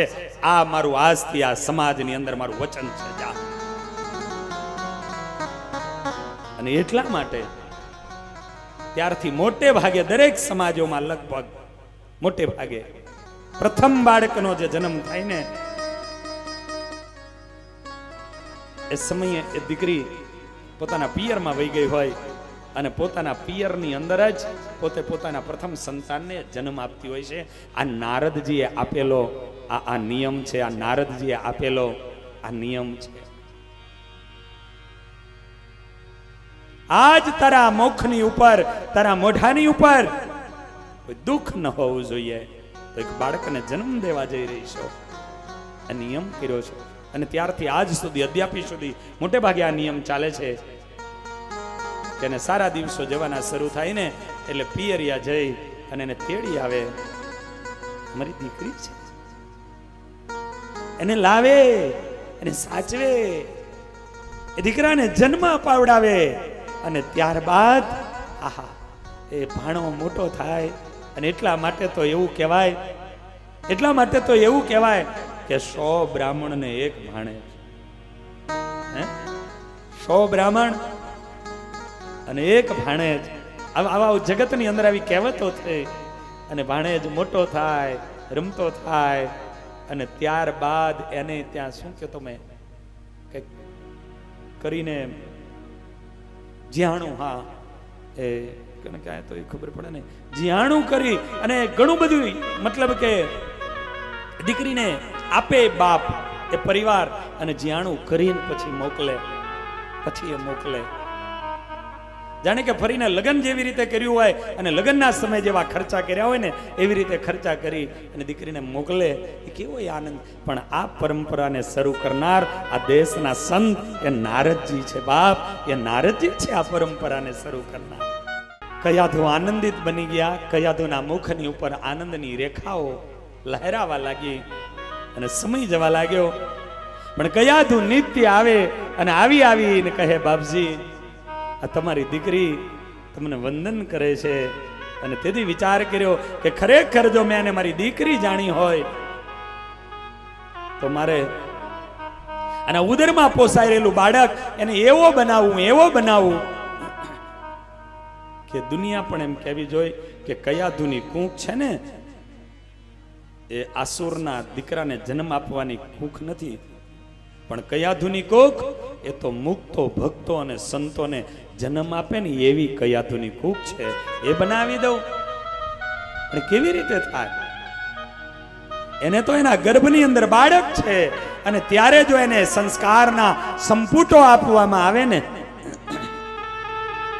તો એ થઈ શકે છે, તો એ બની શકે છે. કારણ કે ગર્ભના સંસ્કાર છે બહુ મોટી બાબત છે. મને યાદ છે, આજે યાદ આવ્યું, અમારે પ્રવીણભાઈ હાથીજણની પ્રતિષ્ઠા પૂરી થઈ અને તરત એને પોતાના પિતાજીની નામની એના ગામમાં કુબડથલમાં હોસ્પિટલ બનાવી, રત્નદીપ. બરાબર. પણ હોસ્પિટલનું ઓપનિંગ એ કે સ્વામી કથા કરે અને એ નિમિત્તે હોસ્પિટલના ઓપનિંગમાં કથા બેસાડી. પણ એ જ સમય કદાચ એમને દીકરી કે દીકરાના ઘરેથી એમને સારા દિવસો જાય અને એમને કીધેલું કે સૌથી પહેલા કથામાં તારે આવીને બેહવાનું અને આખી કથા એ ઉદરમાં બાળક પોસાય છે અને આખી કથા તારે સાંભળવાની છે. અને આખી એક કથા સાંભળાવી. વિચારજો આ સંસ્કાર, ગર્ભના જે સંસ્કાર છે, ઉદરની અંદર જ્યારે બાળક પોસાય છે, હું કાયમ કહું છું એવા સમયે એ બાઈ જેવા વિચારો કરે, જેવું ખાવાનું ખાય એ પ્રમાણે બધી અસર એ બાળકની ઉપર પડે છે. અને માટે તમારે તમારા બાળકને સાત્વિક જો બનાવવું હોય તો ઉદરમાં જ્યારે બાળક પોસાતું હોય ત્યારે સાત્વિક જીવન જીવજો. ભાગવત, સત્સંગી જીવન, વચનામૃત, રામાયણ એના પાઠ કરજો, એનું વાંચન કરજો. એ 9 મહિના સુધી ટીવીને ઓન નહીં પણ ઓફમાં રાખજો તમારી એક માટે. પ્રભુમય તમારા જીવનો ગુજારજો, સાત્વિક અને સારા પૌષ્ટિક આહારો લેજો. ઘણી બહેનો એવું કહે છે કે મારે મહારાણા પ્રતાપ જેવો દીકરો જોઈશ. ઘણી બહેનો વિચાર કરતી કે મારે શિવાજી જેવો દીકરો જન્માવો છે. જીજાભાઈ બનવું પડે. દીકરા શિવાજી જેવા જોઈશી, દીકરા મહારાણા પ્રતાપ જેવા જોઈશી. અને ઊભી લારીએ ત્યાં કણે ભેરપુરી ખાતી હોય, રગડો ખાતી હોય, પછી રગડા જેવા છોકરા ન થાય બીજા શું થાય?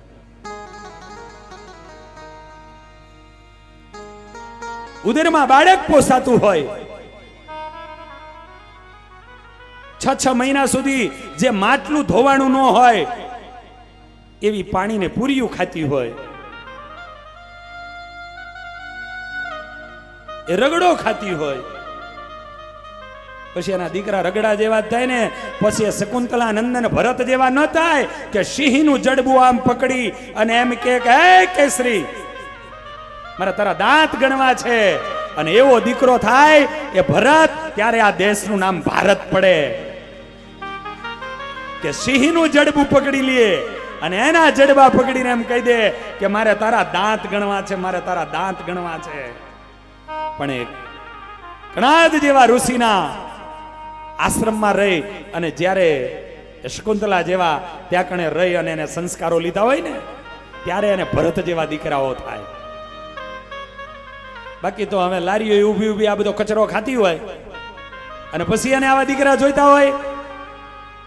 એ સિંહના જડબા નહીં, એ તો શેરીના કૂતરા ભારીને ભાગવા માંડે લારીઓનું ખાધું હોય અને એના દીકરા જન્મે કેવા થાય?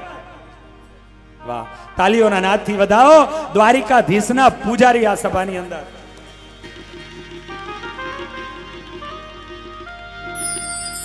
આજે દ્વારિકાધીશના શૃંગાર,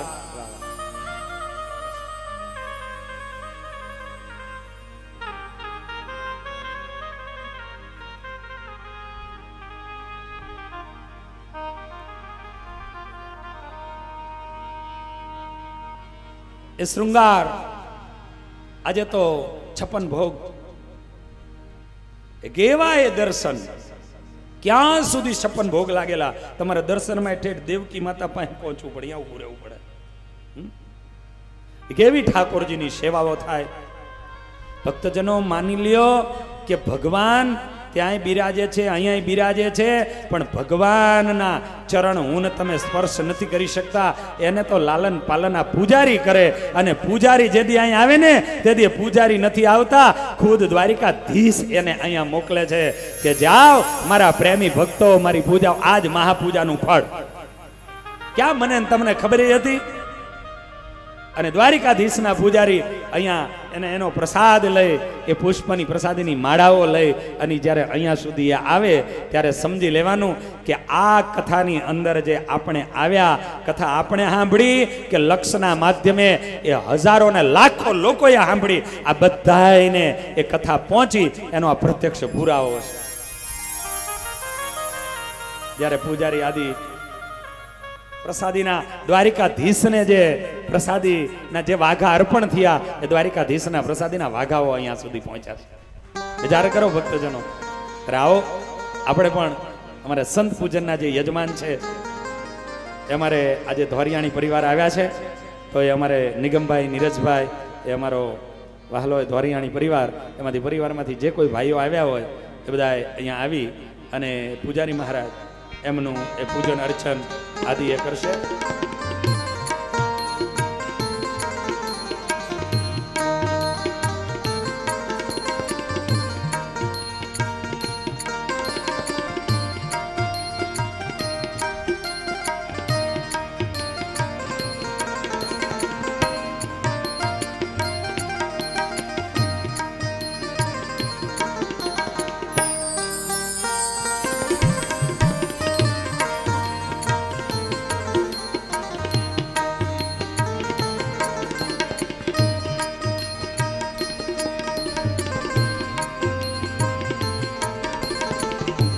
પૂજારી બાપા ના પડે છે, પણ અમારે યજમાન શ્રી છે ને, યજમાન શ્રી તરફથી અમે એ અર્પણ કરીએ છીએ. અને સારું સારું એમની જે ભાવનાઓ છે.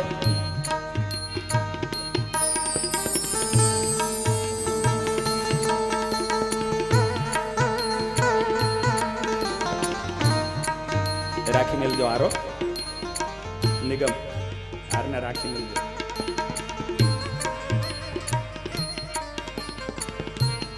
ગર્ભના સંસ્કાર અને ગર્ભની અંદર જ્યારે બાળક પોસાતું હોય અને એવા સમયે માં જો એ સદવર્તન, સંસ્કારી વર્તન,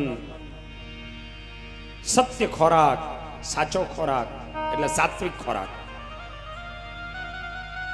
એનું જો એ અંદર સ્વીકાર કર્યો હોય ત્યારે એવા દીકરાઓ થાય છે. એ ત્યારે બને છે, બાકી બનતું નથી. અને એટલા માટે એમ કહેવાય કે એ અભિમન્યુ આજ દ્વારિકાની ધરતી માં સુભદ્રાજી, અને સુભદ્રાજી સારા દિવસો જતા હોય અને દ્વારિકાની અંદર પોતાના ભાઈના ત્યાં કયો કે પોતાના પિયરના ત્યાં કયો કે પોતાના પિતાજીના ત્યાં કયો એ રહેતા હોય, અને ભાઈ શ્રી કૃષ્ણની સામે એ સુભદ્રાને સારા દિવસો જતા એને એમ કે ભાઈ મને સારી સારી વાતો કરો. અને એ જગત નિયંતા, એ લીલા પુરુષોત્તમ, એ ભગવાન દ્વારિકાધીશ આ દ્વારિકાના એ મહેલમાં બેઠા બેઠા પોતાની બેન એ સુભદ્રાને જ્યારે એ વાતો કરતા હશે, યુદ્ધની વાતો કરતા હશે, એક સંસ્કારની વાતો કરતા હશે અને ઈ વાતો માના ઉદરમાં સુભદ્રાના ઉદરમાં રિયા એ અભિમન્યુ ભણ્યા અને 6 કોઠાની વિદ્યા 7 માંથી 6 કોઠાની વિદ્યા એ આ દ્વારિકાની ધરતી ઉપર રિયા એ ભગવાન દ્વારિકાધીશના માધ્યમથી માના ઉદરમાં રિયા ભણ્યા હતા. અને એટલા માટે 7 કોઠાની વિદ્યા અર્જુન સિવાય કોઈને નહોતી આવડતી અને ગુરુ દ્રોણે જ્યારે આ વ્યૂહ રચના કરી અને અર્જુનને દૂર લઈ જવામાં આવ્યા હતા અને એ વ્યૂહ રચનાની અંદર તે દિવસે એક જ એવો હતો એ અભિમન્યુ અર્જુન પુત્ર એ સુભદ્રાનંદન એ અભિમન્યુ અને અભિમન્યુ એમ કીધું હતું કે આ કોઠાઓને હું તોડી નાખીશ. અરે તું ક્યાં ભણ્યો છું? હું મારી માના ઉદરમાં ભણીને આવ્યો છું. હું મારી માના ઉદરની અંદર ભણીને આવ્યો છું. અને એ યુદ્ધના રણ મેદાનની અંદર એ કોઠાઓની અંદર જ્યારે એક વીર યુવાન અને આ દ્વારિકાની ધરતીની ગળથુથી જેને પીધી હતી અને એટલા માટે મહારથીઓ યોદ્ધાઓ જેની સામે ઉભા હતા છતાં એક પણને ન ગણકારે અને એક પછી એક કોઠાઓ એને તોડતા તોડતા તોડતા તોડતા 6 કોઠાઓને તોડી નાખ્યા. અને તે દિવસે નાપાક એવા એ લોકોએ વિચાર કર્યો કે આપણને બધાઈને આ ખતમ કરી નાખશે અને આપણી વ્યૂહરચનાઓ અવરી પડશે. અને તેથી એક સંગાથે તમામ યોદ્ધાઓ ભેગા થઈ ગયા અને એકલા યોદ્ધાની ઉપર તૂટી પડ્યા. અને અભિમન્યુ તે દિવસે એ વીર ગતિને પામે પણ છતાંય એની જે સુરવીરતા અને દિવ્યતા હતી એની પાછળનું કારણ આ દ્વારિકાની ભૂમિનું જલ એ દ્વારિકાની ભૂમિનું એ ગરથુથી એની અંદર હતી. અને એટલે કહેવાય કે જનનીના હૈયામાં પોઢંતા એને સંસ્કારો મેળવાતા. બાપ એને સંસ્કારો મેળવાતા. હે મારી જનનીના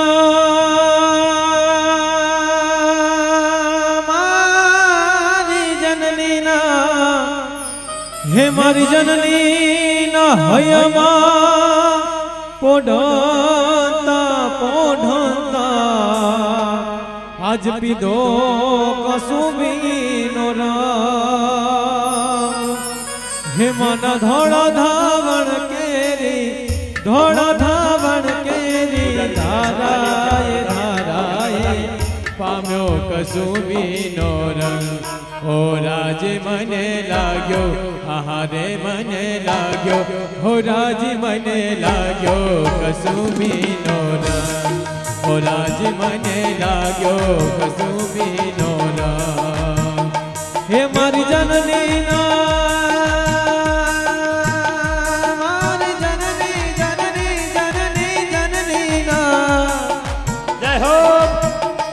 હે મારી જનનીના હૈયામાં પોઢંતા પીધો કસુબીનો રામ. રાજ્ય મેં પીધો કસુબીનો રામ.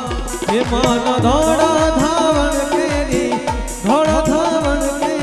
ધારાએ પામ્યો કસુબીનો રંગ.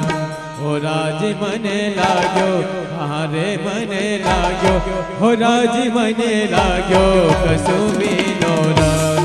ઓ રાજી મને લાગ્યો કસુબીનો રંગ.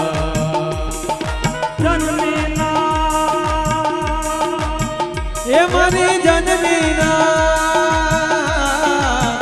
હે મારી જનનીના હૈયામાં પોઢંતા પીધો કસુબીનો રામ. રાજ્ય મેં પીધો કસુબીનો રામ. હે માના ધોળા ધાવણ કેરી ધારાએ પામ્યો કસુબીનો રંગ. હો રાજી મને લાગ્યો હારે મને લાગ્યો હો રાજી મને લાગ્યો કસુબીનો રંગ. હો રાજી મને લાગ્યો કસુબીનો રંગ.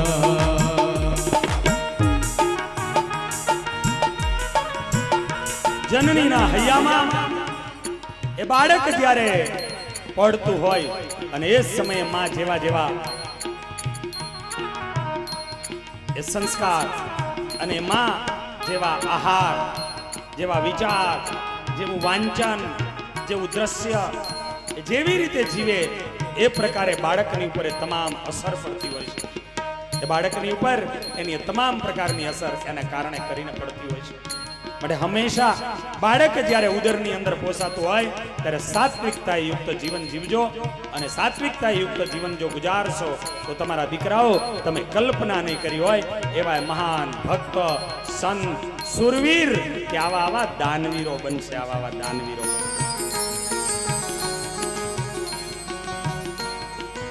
આવો. ગર્ભના સંસ્કારની આ તાકાત હોય છે માટે એના સંસ્કાર બહુ મહત્વના છે. આજ નારદજી પોતે નિત્ય સંસ્કારના સંપુટોનું પાન કરાવે. કયાધુના ઉદરમાં રહેલું એ બાળક નારદજીના સત્સંગને નિત્ય ઉદરમાં રહ્યું સાંભળે અને એ ભગવાનનો નિશ્ચય અને નિષ્ઠા માના ઉદરમાં હતા અને પ્રહલાદજીએ એ પાકી કરી લીધી હતી. નારદ જેવા સંતનો યોગ થયો હતો. બન્યું એવું. સમય પૂર્ણ થતા કયાધુ એક બાળકને જન્મ આપ્યો.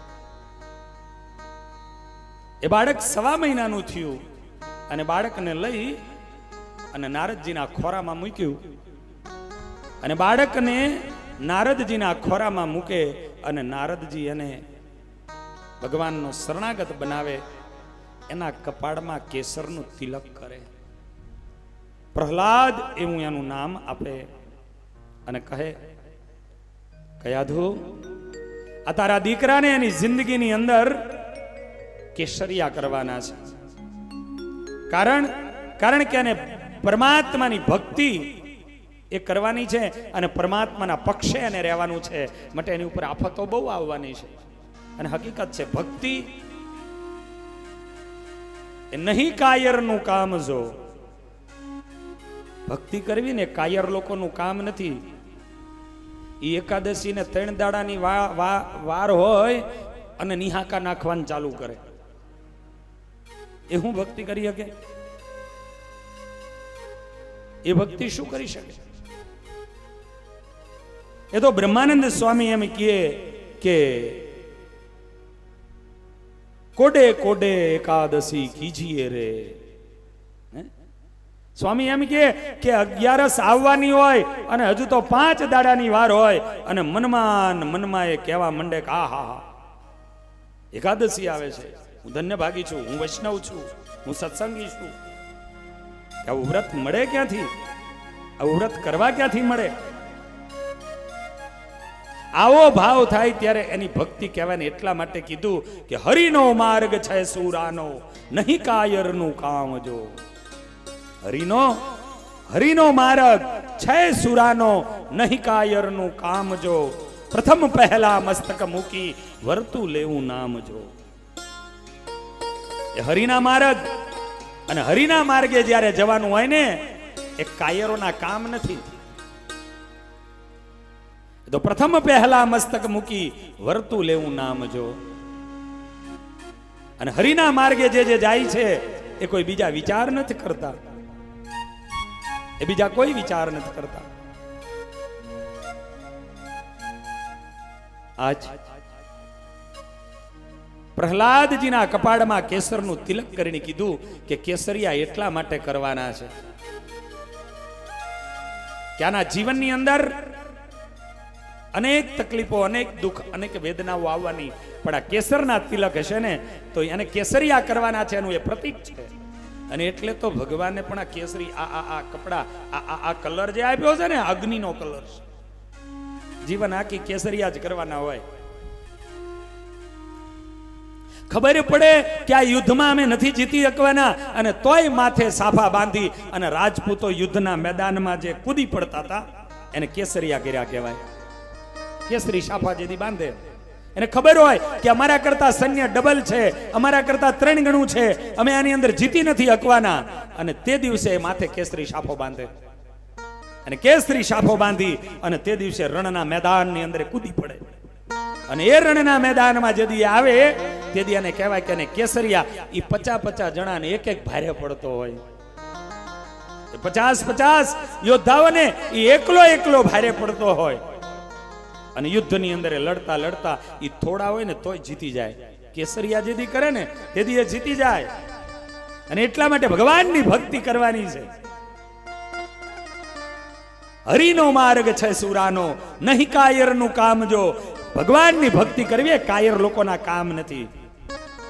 એ તો સુરવીર હોય એ ભક્તિ કરી શકે છે, યા કાર્યમાં આગળ વધી શકે છે, એ મેળવી શકે છે. કંઈક પ્રકારની અડચણો આવે, કાંઈક લોકો બોલે, કંઈક માથા ગુટો કરે, કાંઈક લોકો તમે અને આમ નીકળો ને તો વાતું કરે, અરે નો જોયે તો મોટા ભગતડા નીકળ્યા, કાંઈક રીતે બોલે, બોલવા દેવાના. એટલા માટે લોક અને દુનિયા એ શું બોલશે એની પાછળ નહીં જોવાનું. મારે તો મારા ઠાકોરજીને રાજી કરવા છે, મારા ઠાકોરજીને રાજી કરવા. એક તમે નક્કી કર્યું હોય કે કોઈ ઓફિસે કામ કઢાવવું છે અને ઈ કામ કઢાવવા માટે 10 ધક્કા ખાવા પડે તોય કોઈ દી ઓફિસનો અભાવ આવે છે? એક પ્રમાણપત્ર કોક લેવાનું હોય, એક કોઈક રજીસ્ટર કરવાનું હોય, તમે કંપનીઓ ચલાવતા હોય, તમે ધંધા બિઝનેસ કરતા હોય, બોલો અધિકારી, અરે અધિકારી નહીં, 2 પૈસાનો પટ્ટાવાળું બાજુ એ ગમે એમ તમને અડધૂત કરતા હોય. તમારા ત્યાં એના જેવા તમે 10 રાખ્યા હોય, પણ તમે એ પગથિયા ચડો ત્યારે પટ્ટાવાળું તમને ગમે એમ બોલતો હોય, તોય તમને કોઈ દી એનો અભાવ આવ્યો છે? આપણને ખબર છે કે આપણે એક આપણી ફાઇલ ક્લિયર કરાવવાની છે. એમાં આપણી મુક્તિની ફાઇલ, મોક્ષની ફાઇલ એ મંદિરોમાં, એ સંતો અને આ સત્સંગમાં ક્લિયર થવાની છે.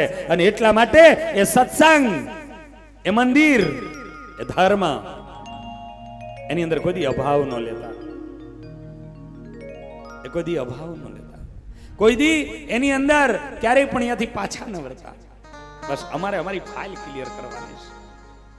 અને આ રીતે કરી અને જીવનની અંદર એ સુરવીર બની. ભલે લોકો જે બોલે, લોકો વડખા બોલે છે, ભલે બોલે, બોલવા દેવા છે. માત્ર ને માત્ર પરમાત્મા એને મારે રાજી કરવા છે. આ ભાવ લાવજો. અને એટલા માટે આજે કીધું છે હરિનો માર્ગ છે સુરાનો, નહીં કાયરનું કામ. જો પ્રથમ પહેલા મસ્તક મૂકી વર્તું લેવું નામ. જો આને કેસરિયા કરવાના આવશે, કારણ કે આને ભગવાનને રાખવાના છે. કયાધુને સમજાયું છે. અને પ્રહલાદજી ધીરે ધીરે ધીરે ધીરે નારદજીના ચરણોમાં મોટા થઈ રહ્યા છે. એ જ સમયમાં આ તરફ હિરણ્યકશિપુનું એવું તો તપ વધ્યું, એવું તપ વધ્યું. અને એ તપ વધતા, એ તપના પ્રભાવે ત્રિલોકી જલવા લાગી. દેવતાઓ બ્રહ્માજીને જય જયને કહેવા લાગ્યા, બ્રહ્મદેવ આના તપને પૂરું કરો, નહીતર આ ત્રિલોકીને બારીને ખાક કરી નાખશે, રાખ કરી નાખશે. અને બ્રહ્માજી પોતે જ્યાં તપ કરી રહ્યો હતો, હિરણ્યકશિપુ ત્યાં આવ્યા. અહીં તો રાફડો થઈ ગયો તો મોટો, અને એ રાફડાની સામે ઉભા રહી બ્રહ્માજી અવાજ કર્યો, ઉતિષ્ઠ તુતિષ્ઠ ભદ્રમ તે તપઃ સિદ્ધોષી કાશ્યપઃ. હે કાશ્યપના પુત્ર, ઉઠ, જાગ, તારા તપને પૂર્ણ કરવા માટે હું આવ્યો છું. અને એ જ ધૂળ ખંખેરીને હાડપિંજર થયું ઊભું. તપનો પ્રભાવ હતો. બ્રહ્માજી એની સામે જ્યાં ખાલી આમાં હાથ કર્યો, તપ કરવા હિરણ્યકશિપુ આવ્યો હતો, ને જેવું શરીર હતું ને એવું શરીર બની ગયું, એવું શરીર બની ગયું. બ્રહ્મદેવને વંદન કર્યા. બ્રહ્માજી કહેવા લાગ્યા, માંગ માંગ માંગ હિરણ્યકશિપુ માંગ. પિતામહ, આપ મારા તપથી પ્રસન્ન થયા હોય તો મને અજર બનાવો, મને અમર બનાવો. હિરણ્યકશિપુ, અજર અને અમર તો હું પણ નથી. મૃત્યુ તો મારા માથે લખાયેલું છે, મૃત્યુ મારા માથે પણ લખાયેલું છે. બીચમાં કોઈ પણ આડસ રાખ, હું જેટલા માંગુ એટલા વરદાન મળશે, એના બદલામાં હા મળશે. ઓન પેલો મીંડો બોલવા, હું રાત્રિએ ન મરું, હું દિવસીએ ન મરું, હું લોઢાથી ન મરું, હું લાકડાથી ન મરું, લીલાથી ન મરું, સુકાથી ન મરું, ભૂમિમાં ન મરું, જલમાં ન મરું, સ્થળમાં ન મરું, દેવથી ન મરું, દાનવથી ન મરું, માનવથી ન મરું, આકાશે ન મરું, ધરતી ઉપર ન મરું. અને એક પછી એક બોલવા લાગ્યો. બ્રહ્માજી કે ઉભો રે, લિસ્ટ લખી દે, નીચે સિગ્નેચર કરી દઉં, એ ફાઇલને હંતાડીને મૂકી રાખજે. તથાસ્તુ. તારે કહેવું નહીં, તારે માંગવું નહીં, મારે તથાસ્તુ તથાસ્તુ કહેવું નહીં. ચાલ પૂરું કરી યાર. અને જેટલા માંગ્યા એટલા વચનો એને પૂરા કર્યા. વચનો આપ્યા. હિરણ્યકશિપુ આવ્યો કર્યા. કયાધુ ક્યાં? સમાચાર મળ્યા કે કયાધુ તો એક સંતના આશ્રમમાં છે. હવે એને સંત થોડા હારા લાગ્યા. કયાધુને લાવ્યા. પ્રહલાદજીને જોયા. એની ઉપર એને બહુ જ ભાવ જાગ્યો. આ દીકરો ખરો છે. સંતના સમાગમમાં આવે ને, એના યોગમાં આવે, ભલભલાના જીવનો ચેન્જ થઈ જાય, જીવનો બદલાઈ જાય. આ